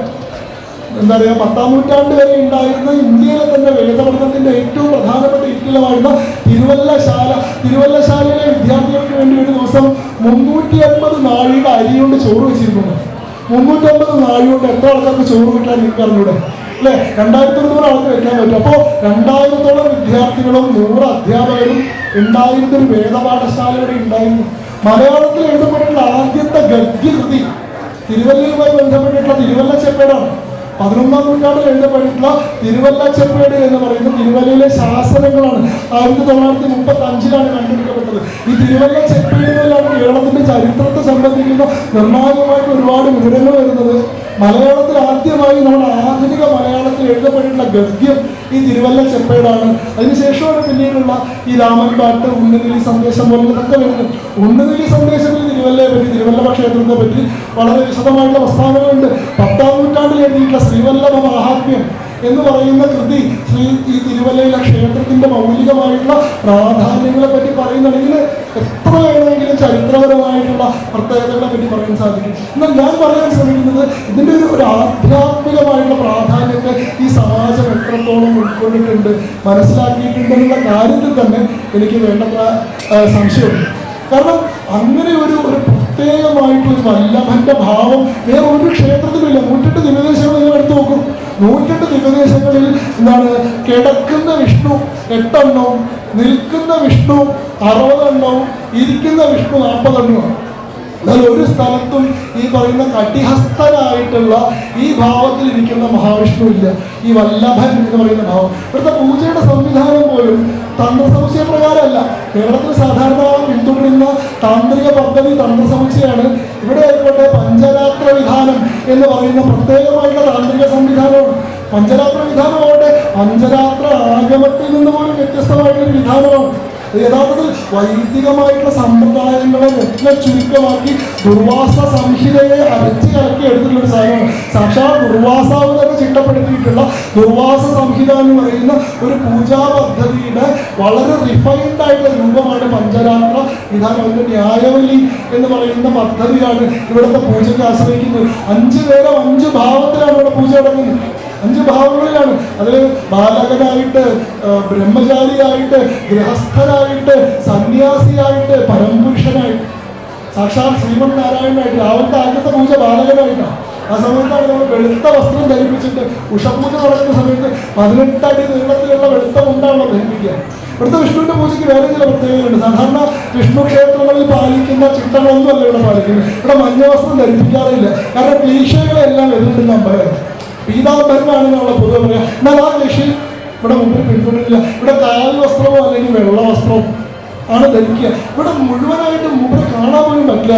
ഒന്നിൽ നിങ്ങൾ കുഞ്ഞ് നിന്ന് നോക്കിക്കഴിഞ്ഞാൽ മേൽഭാഗം കാണാൻ പറ്റും, നിങ്ങൾ നേരെ നിന്ന് നോക്കിക്കഴിഞ്ഞാൽ അപ്പോൾ നിങ്ങൾക്ക് താഴ്ഭാഗം കാണാൻ പറ്റും. മുഴുവനായിട്ട് മൂപ്പരെ കാണാൻ തന്നെ സാധിക്കില്ല. കാരണം എന്താ വെച്ചാൽ അത് പരമപുരുഷനായിട്ടുള്ള വിരാട് രൂപമായിട്ട് തന്നെയാണ് നമ്മൾ സങ്കല്പിച്ചത്. 7 അടി നീളത്തിലുള്ള വിഗ്രഹമാണ്. ഇത്രയും നീളത്തിലുള്ള ഇത്രയും കൃത്യമായി ചിട്ടപ്പെടുത്തിയിട്ടുള്ള ഒരു വിഗ്രഹ സങ്കല്പം പോലും മറ്റെവിടെയെങ്കിലും ഉണ്ടോ ഉള്ള കാര്യത്തിൽ എനിക്ക് സംശയമുണ്ട്. മറ്റുള്ള വിഷ്ണു ക്ഷേത്രങ്ങളിലെല്ലാം പീഠപൂജ എന്ന് പറയുന്നത് വളരെ നിർബന്ധമായിട്ട് ചെയ്യേണ്ട കാര്യമാണ്. ഇവിടെ പീഠപൂജയില്ല. കാരണം പീഠം എന്നുള്ള സങ്കല്പത്തിലല്ല ഇവിടുത്തെ വിഷ്ണു നിൽക്കുന്നത്. ഇവിടുത്തെ വിഷ്ണു ഈ ദേശം മുഴുവൻ വ്യാപിച്ച് നിൽക്കുകയാണ്. അതിൻ്റെ ഒരു കേന്ദ്ര സ്ഥാനത്ത് നമ്മൾ ശ്രീകോവിൽ ഉണ്ടാക്കിയിട്ട് നമ്മൾ അവിടെ പ്രാർത്ഥിക്കുന്നതേ ഉള്ളൂ. ശ്രീവല്ലഭൻ ആ ശ്രീകോവിലിനുള്ളിൽ മാത്രമാണ് നിൽക്കുന്നത് നമ്മൾ വിചാരിക്കേണ്ട ആവശ്യമില്ല. നമ്മൾ ഈ നിൽക്കുന്നിടത്തെല്ലാം വ്യാപിച്ച് വിരിഞ്ഞ് നിൽക്കുകയാണ് ആ ചൈതന്യം എന്നാണ് പറയുന്നത്. 5 പേര് 5 ഭാവങ്ങളിലാണ്. ആദ്യത്തെ ഞാൻ നേരത്തെ പറഞ്ഞ പോലെ ബാലകനായിട്ടാണ് പൂജിക്കുന്നത്. അതിനുശേഷം പന്തീരടി പൂജ. പന്തീരടി പൂജയുടെ സമയത്ത് കാവി വസ്ത്രമാണ് ധരിപ്പിക്കുന്ന. ബ്രഹ്മചാരി എന്ന് പറയുന്ന ഭാവത്തിലാണ് ആ സമയത്ത് പൂജ ചെയ്യുന്നത്. പിന്നീട് ശ്രീഭൂതബലിക്ക് ശേഷം 3ാമത്തെ പൂജ ചെയ്യുന്നത് എന്താണ്? ശ്രീമൻ നാരായണ പൂജ, ത്രിലോക പുരുഷ പൂജ എന്നൊക്കെ പറയാം. അപ്പോൾ ഗൃഹസ്ഥനായിട്ട് ത്രിലോക ചക്രവർത്തി അല്ലെ, ലോകം മുഴുവൻ ഭരിക്കുന്ന ചക്രവർത്തിയായിട്ടുള്ള ഭാവത്തിലുള്ള ഗൃഹസ്ഥനായിട്ടുള്ള വിഷ്ണുവിനെയാണ് ഉച്ചയ്ക്ക് പൂജ ചെയ്യുക. അതുകൊണ്ടാണ് ഇവിടെ ഉച്ചപൂജ സമയത്ത് വന്നിട്ട് എന്ത് ചോദിച്ചാലും കിട്ടും പറയുന്നു. രാജാവ് തൃപ്തനായിട്ടിരിക്കുന്ന രാജസദസ് നടക്കുന്ന സമയമാണ്. ആ സമയത്ത് പോയിട്ട് നിങ്ങൾ എന്ത് ചോദിച്ചാലും നിങ്ങൾക്ക് കൊടുക്കുന്ന സമയമാണ്. അതുകൊണ്ടാണ് ഇവിടുത്തെ ഉഷപൂജയ്ക്ക് പ്രാധാന്യം. വൈകുന്നേരത്തെ 4ാമത്തെ പൂജയുടെ സമയത്ത് ഒരു സന്യാസിയായിട്ടിരിക്കുന്ന സമയം. അതുകൊണ്ടാണ് ആ സമയത്ത് വീണ്ടും കാവി വസ്ത്രം ധരിപ്പിക്കുന്ന സമയം ഉണ്ടാകും. ഏറ്റവും അവസാനത്തെ പൂജ എന്ന് പറയുന്നത് വിരാട് പുരുഷനായിട്ടുള്ള സാക്ഷാത് ശ്രീമന്നാരായണനായിട്ടുള്ള പൂജ. അവസാനം രാത്രി കിടത്തി ഉറക്കുന്ന സമയത്ത് ലക്ഷ്മി നാരായണനായിട്ടാണ് കിടത്തി ഉറക്കുന്നത്. അവസാനം ഉറക്കുന്ന സമയത്ത് ലക്ഷ്മി നാരായണൻ വരുന്നത്. അങ്ങനെ വളരെ വിശദമായിട്ടുള്ള ഒരു പൂജാ പദ്ധതി വേറെ എവിടെയും കാണാത്തത്രമേൽ വ്യതിരിക്തമായിട്ടുള്ള ഒരു സ്വന്തമായ തന്ത്രം തന്നെയുള്ള ഒരു ആരാധനാ പദ്ധതിയാണ്. അതുകൊണ്ട് തന്നെ ദിവ്യദേശങ്ങളിൽ തന്നെ ഏറ്റവും പ്രധാനപ്പെട്ടത് ദിവ്യദേശങ്ങൾ ഓരോന്നും നമ്മൾ കണ്ടിരിക്കേണ്ട ദിവ്യദേശങ്ങളാണ്. കേരളത്തിൽ ഈ പറഞ്ഞ പോലെ 11 ദിവ്യദേശങ്ങളുണ്ട്. പിന്നീടുള്ള ദിവ്യദേശങ്ങൾ പലതും വടക്കേ ഇന്ത്യയിലൊക്കെയാണ്. അയോധ്യ ഒരു ദിവ്യദേശമാണ്. തിരുവയോധ്യ എന്നാണ് പറയുക. ഉത്തരാഖണ്ഡിലുണ്ട് ദിവ്യദേശങ്ങൾ, നേപ്പാളിലുണ്ട് ദിവ്യദേശങ്ങൾ. പക്ഷേ നമുക്ക് അനുഗ്രഹിച്ച് കിട്ടിയിട്ടുള്ള 11 ദിവ്യദേശങ്ങളിൽ തന്നെ ഏറ്റവും വലുതും ഏറ്റവും പുരാതനവും ഏറ്റവും ചരിത്രപരവും ഏറ്റവും സാമ്പ്രദായികവുമായിട്ടും, അതായത് 59 BC ചിട്ടപ്പെടുത്തിയിട്ടുള്ള പൂജാ സംവിധാനങ്ങൾ ഇപ്പോഴും അണുവിട തെറ്റിക്കാണ്ട് അതേപോലെ അനുവർത്തിച്ചു പോരുന്ന മറ്റൊരു ക്ഷേത്രമില്ല നമുക്ക് നിസ്സംശയം പറയാൻ പറ്റും. നമ്മുടെ വലിയ കവിയായിരുന്നു വിഷ്ണുനാരായണൻ നമ്പൂരി ഇവിടുത്തെ മേൽശാന്തിയായിരുന്നു. വിഷ്ണുനാരായണൻ നമ്പൂരി ഇവിടുത്തെ മേൽശാന്തി സ്ഥാനത്ത് പുറത്താക്കിയത് എന്തിനാ അറിയാം? മുമ്പർക്ക് മറ്റേ എന്തോ അവാർഡ് മേടിക്കാൻ വേണ്ടി ലണ്ടനിലേക്ക് പോകേണ്ടി വന്നു. ലണ്ടനിലേക്ക് മുമ്പിൽ പോയി. അപ്പോൾ ഇവിടുത്തെ പൂജാരി കടലിൽ കിടക്കാൻ പാടില്ല എന്ന സങ്കല്പം. അതുകൊണ്ട് വിഷ്ണുനാരായണൻ മൗലികമായിട്ടുള്ള ദർശനം വിഗ്രഹഭാവത്തിൽ ഇരിക്കുന്ന വിഷ്ണുവിനെ ആരാധന എന്നുള്ളത്. അതുകൊണ്ട് ഈ ശ്രീനാരായണ വിഭാഗം, ഈ പറയുന്ന ശ്രീ വൈഷ്ണവ വിഭാഗം വീടുകളിൽ പൂജ നടത്തുമ്പോൾ പോലും ഏതെങ്കിലും ദിവ്യദേശത്തിലെ വിഗ്രഹത്തെ പൂജിക്കുക. ഒരു വീട്ടിലിരുന്ന് പ്രാർത്ഥിക്കുന്നത് പോലും ഒന്നില്ലെങ്കിൽ തിരുപ്പതി വെങ്കടാചലപതി ആയിരിക്കും. തിരുപ്പതി വെങ്കടാചലപതി ഈ വൈഷ്ണവ ദിവ്യദേശങ്ങളിൽ പെടുന്ന ആളാണ്. അതല്ലെങ്കിൽ ശ്രീരംഗത്തെ രംഗനാഥസ്വാമിനെ ആയിരിക്കും. രംഗനാഥസ്വാമി ഈ വൈഷ്ണവ ദിവ്യദേശത്തിൽ പെടുന്ന ആളാണ്. അതല്ലെങ്കിൽ പ്രധാനമായിട്ട് നമ്മൾ കരുതുന്ന പല ക്ഷേത്രങ്ങളും ദിവ്യദേശം അല്ല കേട്ടോ. ഗുരുവായൂർ ദിവ്യദേശത്തിൽ പെടുന്നില്ല, ഉടുപ്പി ദിവ്യദേശത്തിൽ പെടുന്നില്ല, പുലി ദിവ്യദേശത്തിൽ പെടുന്നില്ല. പക്ഷെ നമ്മൾ തീരെ പ്രാധാന്യം കരുതാത്ത പല സ്ഥലങ്ങളും ദിവ്യദേശത്തിൽ ഉൾപ്പെടുന്നുണ്ട്. ഉത്കണ്ഠ പെരുമാൾ ഒക്കെ ദിവ്യദേശത്തിൽ പെടുന്നതാണ്. നമ്മുടെ തിരുവാറന്മുള അപ്പൻ ദിവ്യദേശത്തിൽ പെടുന്നതാണ്. അതേപോലെ തന്നെ പാലക്കാട്, എറണാകുളം ജില്ലയിലൊക്കെ തൃക്കൊടിത്താങ്ങൾ ധാരാളം ദിവ്യദേശങ്ങൾ ഉൾപ്പെട്ടിട്ടുണ്ട്. ഇതിൽ ഏതെങ്കിലും ഒരു വിഷ്ണുവിന്റെ രൂപത്തെ ആയിരിക്കും അവരെല്ലാവരും വീടുകളിൽ പോലും ആരാധിക്കുന്നത്. കാരണം വിഗ്രഹത്തിനുള്ളിൽ ഇരിക്കുന്ന വൈഷ്ണവ ചൈതന്യം അത് വ്യതിരിക്തമായിട്ടൊരു വിഷ്ണുഭാവം തന്നെയാണ്. അത് കേവലം വിഗ്രഹമല്ല, രൂപമല്ല. ഒരു മനുഷ്യനെ കാണുമ്പോൾ നിങ്ങൾ അയാളുടെ ഇറച്ചിയല്ലല്ലോ കാണുന്നത്. ആ മനുഷ്യനെ കാണുമ്പോൾ നിങ്ങൾ അയാളുടെ ഉള്ളിൽ കൂടിയിരിക്കുന്ന ജീവനെയല്ലേ കാണുന്നത്. അതുപോലെ നിങ്ങളൊരു വിഗ്രഹത്തെ കാണുമ്പോൾ നിങ്ങൾ കാണേണ്ടതില്ല കല്ലോ കരിങ്കല്ലോ മരമോ പീഠമോ അല്ല, അതിനുള്ളിലിരിക്കുന്ന ചൈതന്യമാണ്. ആ ചൈതന്യ ഭാവത്തിലിരിക്കുന്ന വിഷ്ണു ആർച്ചൻ എന്ന് പറയുന്ന അവതാര വിഷ്ണുവാണ്. ആ അവതാര വിഷ്ണുവിന്റെ ആരാധനയാണ്, ആ പറയുന്ന ആ ശരണാഗതിയാണ് ആ വൈഷ്ണവ പദത്തിലേക്ക് എത്താനുള്ള ഏറ്റവും ശ്രേഷ്ഠമായിട്ടുള്ള മാർഗം. ഈ വൈഷ്ണവാരാധന അടിസ്ഥാനപരമായിട്ട് ഒരു ഭക്തി മൂവ്മെന്റാണ്. ഈ പറയുന്ന എന്താണ് ഈ ഒരിടക്കാലത്ത് നമ്മുടെ ഈ സിദ്ധാന്തങ്ങൾ തമ്മിൽ ഘോരമായിട്ടുള്ള സംഘർഷങ്ങളൊക്കെ നടന്നിരുന്ന സമയത്ത് ഈ ജ്ഞാനയോഗവും ഭക്തിയോഗവും തമ്മിൽ ഭയങ്കര സംഘർഷം ഉണ്ടായിരുന്നു. അപ്പൊ ഈ വിഭാഗം ഭക്തിയോഗങ്ങളെ ബാധിച്ചിരുന്നതെന്ന് വെച്ചാൽ ഭക്തി കൊണ്ട് മാത്രം കാര്യമില്ല. കാരണം ഭക്തി എന്ന് പറയുന്നത് അവിടെ ടോട്ടൽ സറണ്ടറാണ്, അടിമയാണ്. അവിടെ ഈശ്വരന് കീഴിൽ നമ്മളവിടെ സമർപ്പിക്കുകയാണ്. അതല്ല വേണ്ടത്. നമ്മൾ ജ്ഞാനം നേടി ഈശ്വരൻ എന്ന് പറയുന്ന തത്വത്തെ മനസ്സിലാക്കുകയാണ് വേണ്ടത്. അതിനെതിരെയാണ് യഥാർത്ഥത്തിൽ സമ്പൂർണമായിട്ടുള്ള സമർപ്പണം എന്ന് പറയുന്ന സിദ്ധാന്തത്തെ മുൻനിർത്തിയിട്ടാണ് ശ്രീരാമകൃഷ്ണ പരമഹംസന് സുന്ദരമായിട്ടുള്ള ഒരു ഉപമ പറയുന്നത് അതിനെ പറ്റിയിട്ട്. ഈ ജ്ഞാനയോഗികൾ സഞ്ചരിക്കുന്നത് എങ്ങനെയാണെന്ന് വെച്ച് കഴിഞ്ഞാൽ, ഈ കുരങ്ങൻ കുട്ടിയെ കൊണ്ടുപോകുന്ന കണ്ടിട്ടുണ്ടോ? കുരങ്ങൻ കുട്ടിയെ കൊണ്ടുപോകുമ്പോൾ ഈ കുട്ടി അമ്മക്കുരങ്ങിന്റെ മേലെ മുറുക്കി പിടിച്ചിരിക്കും അല്ലെ? ഈ അമ്മക്കുരങ്ങി ശില്ലേക്ക് ഇങ്ങനെ ചാടിക്കൊണ്ടിരിക്കും, കുട്ടി മുറുക്ക പിടിച്ചിരിക്കും, കുട്ടിയെ കൂടെ പിടിക്കുന്നു. നേരെ തിരിച്ച് പൂച്ച കുട്ടികളെ കൊണ്ടുപോകുന്നത് കണ്ടിട്ടുണ്ടോ? പൂച്ചയുടെ കുട്ടി ഉറങ്ങിപ്പോയാലും കുഴപ്പമില്ല, കാരണം പൂച്ച കടിച്ചിട്ടാണ് കൊണ്ടുപോകുക. പൂച്ച കുട്ടീനെ കഴുത്തിൽ കടിച്ച് പിടിച്ചിട്ടാണ് കൊണ്ടുപോകുക. കുട്ടിക്ക് അവിടെ യാതൊരു ഉത്തരവാദിത്വം ഇല്ല, അമ്മയ്ക്കാണ് അവിടെ പൂർണ്ണ ഉത്തരവാദിത്വം. ശ്രീരാമകൃഷ്ണ പരമഹംസൻ പറയുന്നുണ്ട്, നിങ്ങളുടെ ജ്ഞാനയോഗം എന്ന് പറയുന്നത് ഈ തള്ളക്കുരങ്ങിന്റെ മേലെ ഇരിക്കുന്ന സഞ്ചാരം പോലെ നിങ്ങളെന്നെ മുറുക്കി പിടിക്കണം. ഒരു നിമിഷം കൈവിട്ട് കഴിഞ്ഞാൽ താഴെ പോയി. പക്ഷെ ഞങ്ങളുടെ ഭക്തി എന്ന് പറയുന്നത് ഈ തള്ളക്കുരങ്ങിന്, ഈ തള്ളപ്പൂച്ച അതിന്റെ കുട്ടിയെ കൊണ്ടുപോകില്ല. അവിടെ നമുക്ക് യാതൊരു ബുദ്ധിമുട്ടുമില്ല, അവിടെ നമുക്ക് യാതൊരു റിസ്കുമില്ല. കാരണം കംപ്ലീറ്റ് സറണ്ടറാണ്. എന്താണ് പറയുക, നിരുപാധികമായിട്ടുള്ള സമ്പൂർണമായിട്ടുള്ള അടിയറവാണ്. അവിടെ നമ്മളെ അവിടേക്ക് എത്തിക്കുക എന്ന് പറയുന്നത് ഈശ്വരന്റെ ദൗത്യമാണ്. നമ്മൾ അവിടെ സാഷ്ടാംഗം നമസ്കരിക്കുക. അങ്ങനെയുള്ള ഒരു കംപ്ലീറ്റ് സറണ്ടറിന്റെ ഒരു പാതയാണ് ശരിക്കും വൈഷ്ണവിസം. അതുകൊണ്ടാണ് അവരതിനെ ശരണാഗതി എന്ന് പറയുന്നത്. ശരണാഗതി പ്രാപിക്കുക എന്ന ആ വിഷ്ണുപാദത്തിൽ ലയിക്കുക. മോക്ഷം എന്ന് പറഞ്ഞാൽ ഈ ജനന മരണങ്ങളുടെ നിരന്തരമായിട്ടുള്ള ചാക്രികാവർത്തനങ്ങളെ ഭേദിച്ചുകൊണ്ട് ഇനി ജനിക്കേണ്ടതില്ലെന്നൊരവസ്ഥ പ്രാപിക്കുകയാണല്ലോ. വിഷ്ണുപാദത്തിൽ ലയിക്കുക, സദ്ഗതി എന്നാണല്ലോ. അതിന് സാക്ഷാൽ വിഷ്ണുവിനെ തന്നെ ശരണാഗതി പ്രാർത്ഥിച്ചാൽ മതി എന്നുള്ളതാണ്. അപ്പൊ അങ്ങനെയുള്ളൊരു നിരുപാധികമായിട്ടുള്ള സമർപ്പണ ഭാവത്തിലുള്ള ഭക്തിയുടെ ഒരു പദ്ധതിയാണ് യഥാർത്ഥത്തിൽ ഈ ശ്രീ വൈഷ്ണവ പദ്ധതി എന്ന് പറയുന്നത്. ഈ ശ്രീ വൈഷ്ണവ പദ്ധതിയിൽ പിന്നീട് പല പിരിവുകളൊക്കെ ഉണ്ടായിട്ടുണ്ട്. അതിൽ ഞാൻ ഈ പറഞ്ഞ പോലെ ആദ്യം നമ്മുടെ നാദമുനിയാണ് ഈ വൈഷ്ണവ ദിവദേശ പ്രബന്ധങ്ങളൊക്കെ കമ്പൈൻ ചെയ്തിട്ട് 4 ദിവദേശ പ്രബന്ധങ്ങളാക്കുന്നത്. നാദമുനിക്ക് ശേഷം 11ാം നൂറ്റാണ്ടിൽ വരുന്ന വൈഷ്ണവാചാര്യനായിട്ടുള്ള രാമാനുജാചാര്യനാണ് വിശേഷാദ്വൈതത്തിന്റെ പ്രചാരകനായിരുന്നു. ഇവര് ദ്വൈതത്തിനെ എതിർത്തു, അദ്വൈതത്തിനെ എതിർത്തു. ഇവർ 3ാമത് പുതിയൊരു സിദ്ധാന്തം ഉണ്ടാക്കി, അതാണ് വിശേഷാദ്വൈതം. അങ്ങനെയാണ് രാമാനുജാചാര്യൻ വരുന്നത്. രാമാനുജാചാര്യന് ശേഷം രാമാനന്ദി സമ്പ്രദായം പടക്കേണ്ടി ഉത്ഭവിക്കുന്നുണ്ട്. അതിനുശേഷം ഈ വൈഷ്ണവർക്കിടയിൽ തന്നെ 2 പിരിവുകളുണ്ടായി. അതായത് നമ്മൾ വടക്കൻ സമ്പ്രദായം, തെക്കൻ സമ്പ്രദായം, വെങ്കടവി, തെക്കടവി അങ്ങനെയൊക്കെയാണ് പറയുക. ഒരെണ്ണം നമ്മുടെ വേദാന്ത ദേശീയനെ പിൻപറ്റുന്ന ആളുകളും ഒരെണ്ണം നമ്മുടെ എന്താണ് മംഗമുനി അദ്ദേഹത്തെ പിൻപറ്റുന്ന ആളുകളുമാണ്. അത് 2 സമ്പ്രദായങ്ങളൊക്കെ ഉണ്ടായിട്ട് എന്തായാലും അടിസ്ഥാനപരമായിട്ട് ഈ സമ്പ്രദായങ്ങളെ പിൻപറ്റുന്നവർക്ക് എല്ലാവർക്കും ഒരുപോലെ സ്വീകാര്യമായിട്ടുള്ള ആശയമാണ് ശ്രീമൻ നാരായണനുള്ള സമ്പൂർണമായിട്ടുള്ള സമർപ്പണമാണ് മോക്ഷത്തിലേക്കുള്ള മാർഗം. അങ്ങനെ നമുക്ക് സാക്ഷാൽ വൈകുണ്ഠത്തിലേക്ക് എത്താൻ കഴിയുന്ന 108 ദിവ്യദ്വാരങ്ങൾ ഈ ഭൂമിയിൽ അവശേഷിപ്പിച്ചിട്ടുണ്ട്. ആ ദിവ്യദ്വാരങ്ങൾ കണ്ടെത്തിയിട്ടുള്ള ഋഷി പരമ്പരയാണ് ആഴ്വാർമാര്. അവർ ലോകഹിതാർത്ഥം, ലോകജനത്തിന്റെ ഹിതാർത്ഥം ഈ 108 ദിവ്യദേശങ്ങൾ ഏതൊക്കെയാണെന്ന് നമുക്ക് പറഞ്ഞു തന്നിട്ടുണ്ട്. ഈ ജീവിതകാലത്തിൽ ഒരിക്കലെങ്കിലും അവിടെയൊക്കെ പോയിട്ട് അവിടെയുള്ള നാരായണനോട് അപേക്ഷിച്ചിട്ട് ആ വൈകുണ്ഠത്തിലേക്ക് എൻട്രി നമുക്ക് പ്രാർത്ഥിക്കാം. ചില മഹാന്മാരായിട്ടുള്ള ഭാഗ്യവാന്മാരായിട്ടുള്ള ആളുകൾ ആ ദിവ്യദേശത്തിൽ തന്നെ വന്ന് ജനിച്ചിട്ടുണ്ട്. എന്നിട്ടും ചില ആളുകൾ അതിന്റെ മഹാത്മ്യൊന്നും വേണ്ട പോലെ മനസ്സിലാക്കാതെ അതിന്റെ മുന്നിൽ പോയിട്ട് അങ്ങോട്ട് തിരിഞ്ഞു നോക്കാണ്ട് നടക്കുന്നുണ്ട്. അങ്ങനെയുള്ള ആളുകളുടെ കണ്ണു തുറപ്പിക്കാതിരുന്നു. പക്ഷേ നിങ്ങൾക്ക് ശ്രീവല്ലഭൻ തന്നിട്ടുള്ള ഒരു അവസരമായിരിക്കും ഈ ഉത്സവം. ഈ ഉത്സവത്തിൽ നടക്കുന്ന ഈ 10 പ്രഭാഷണങ്ങളും ഈ തിരുവല്ലയുടെയും ശ്രീവല്ലഭ ക്ഷേത്രത്തിന്റെയും മഹത്വവുമായി ബന്ധപ്പെട്ടിട്ട ഉദ്ഘോഷങ്ങളാണ് എന്നത് ഞാൻ മനസ്സിലാക്കുന്നുണ്ട്. അങ്ങനെ ഒരു ചടങ്ങിൽ ഇവിടെ എത്താൻ സാധിച്ചത് എൻ്റെ ഒരു ഭാഗ്യമായി, എൻ്റെ ഒരു പുണ്യമായിട്ടാണ് കണക്കാക്കുന്നത്.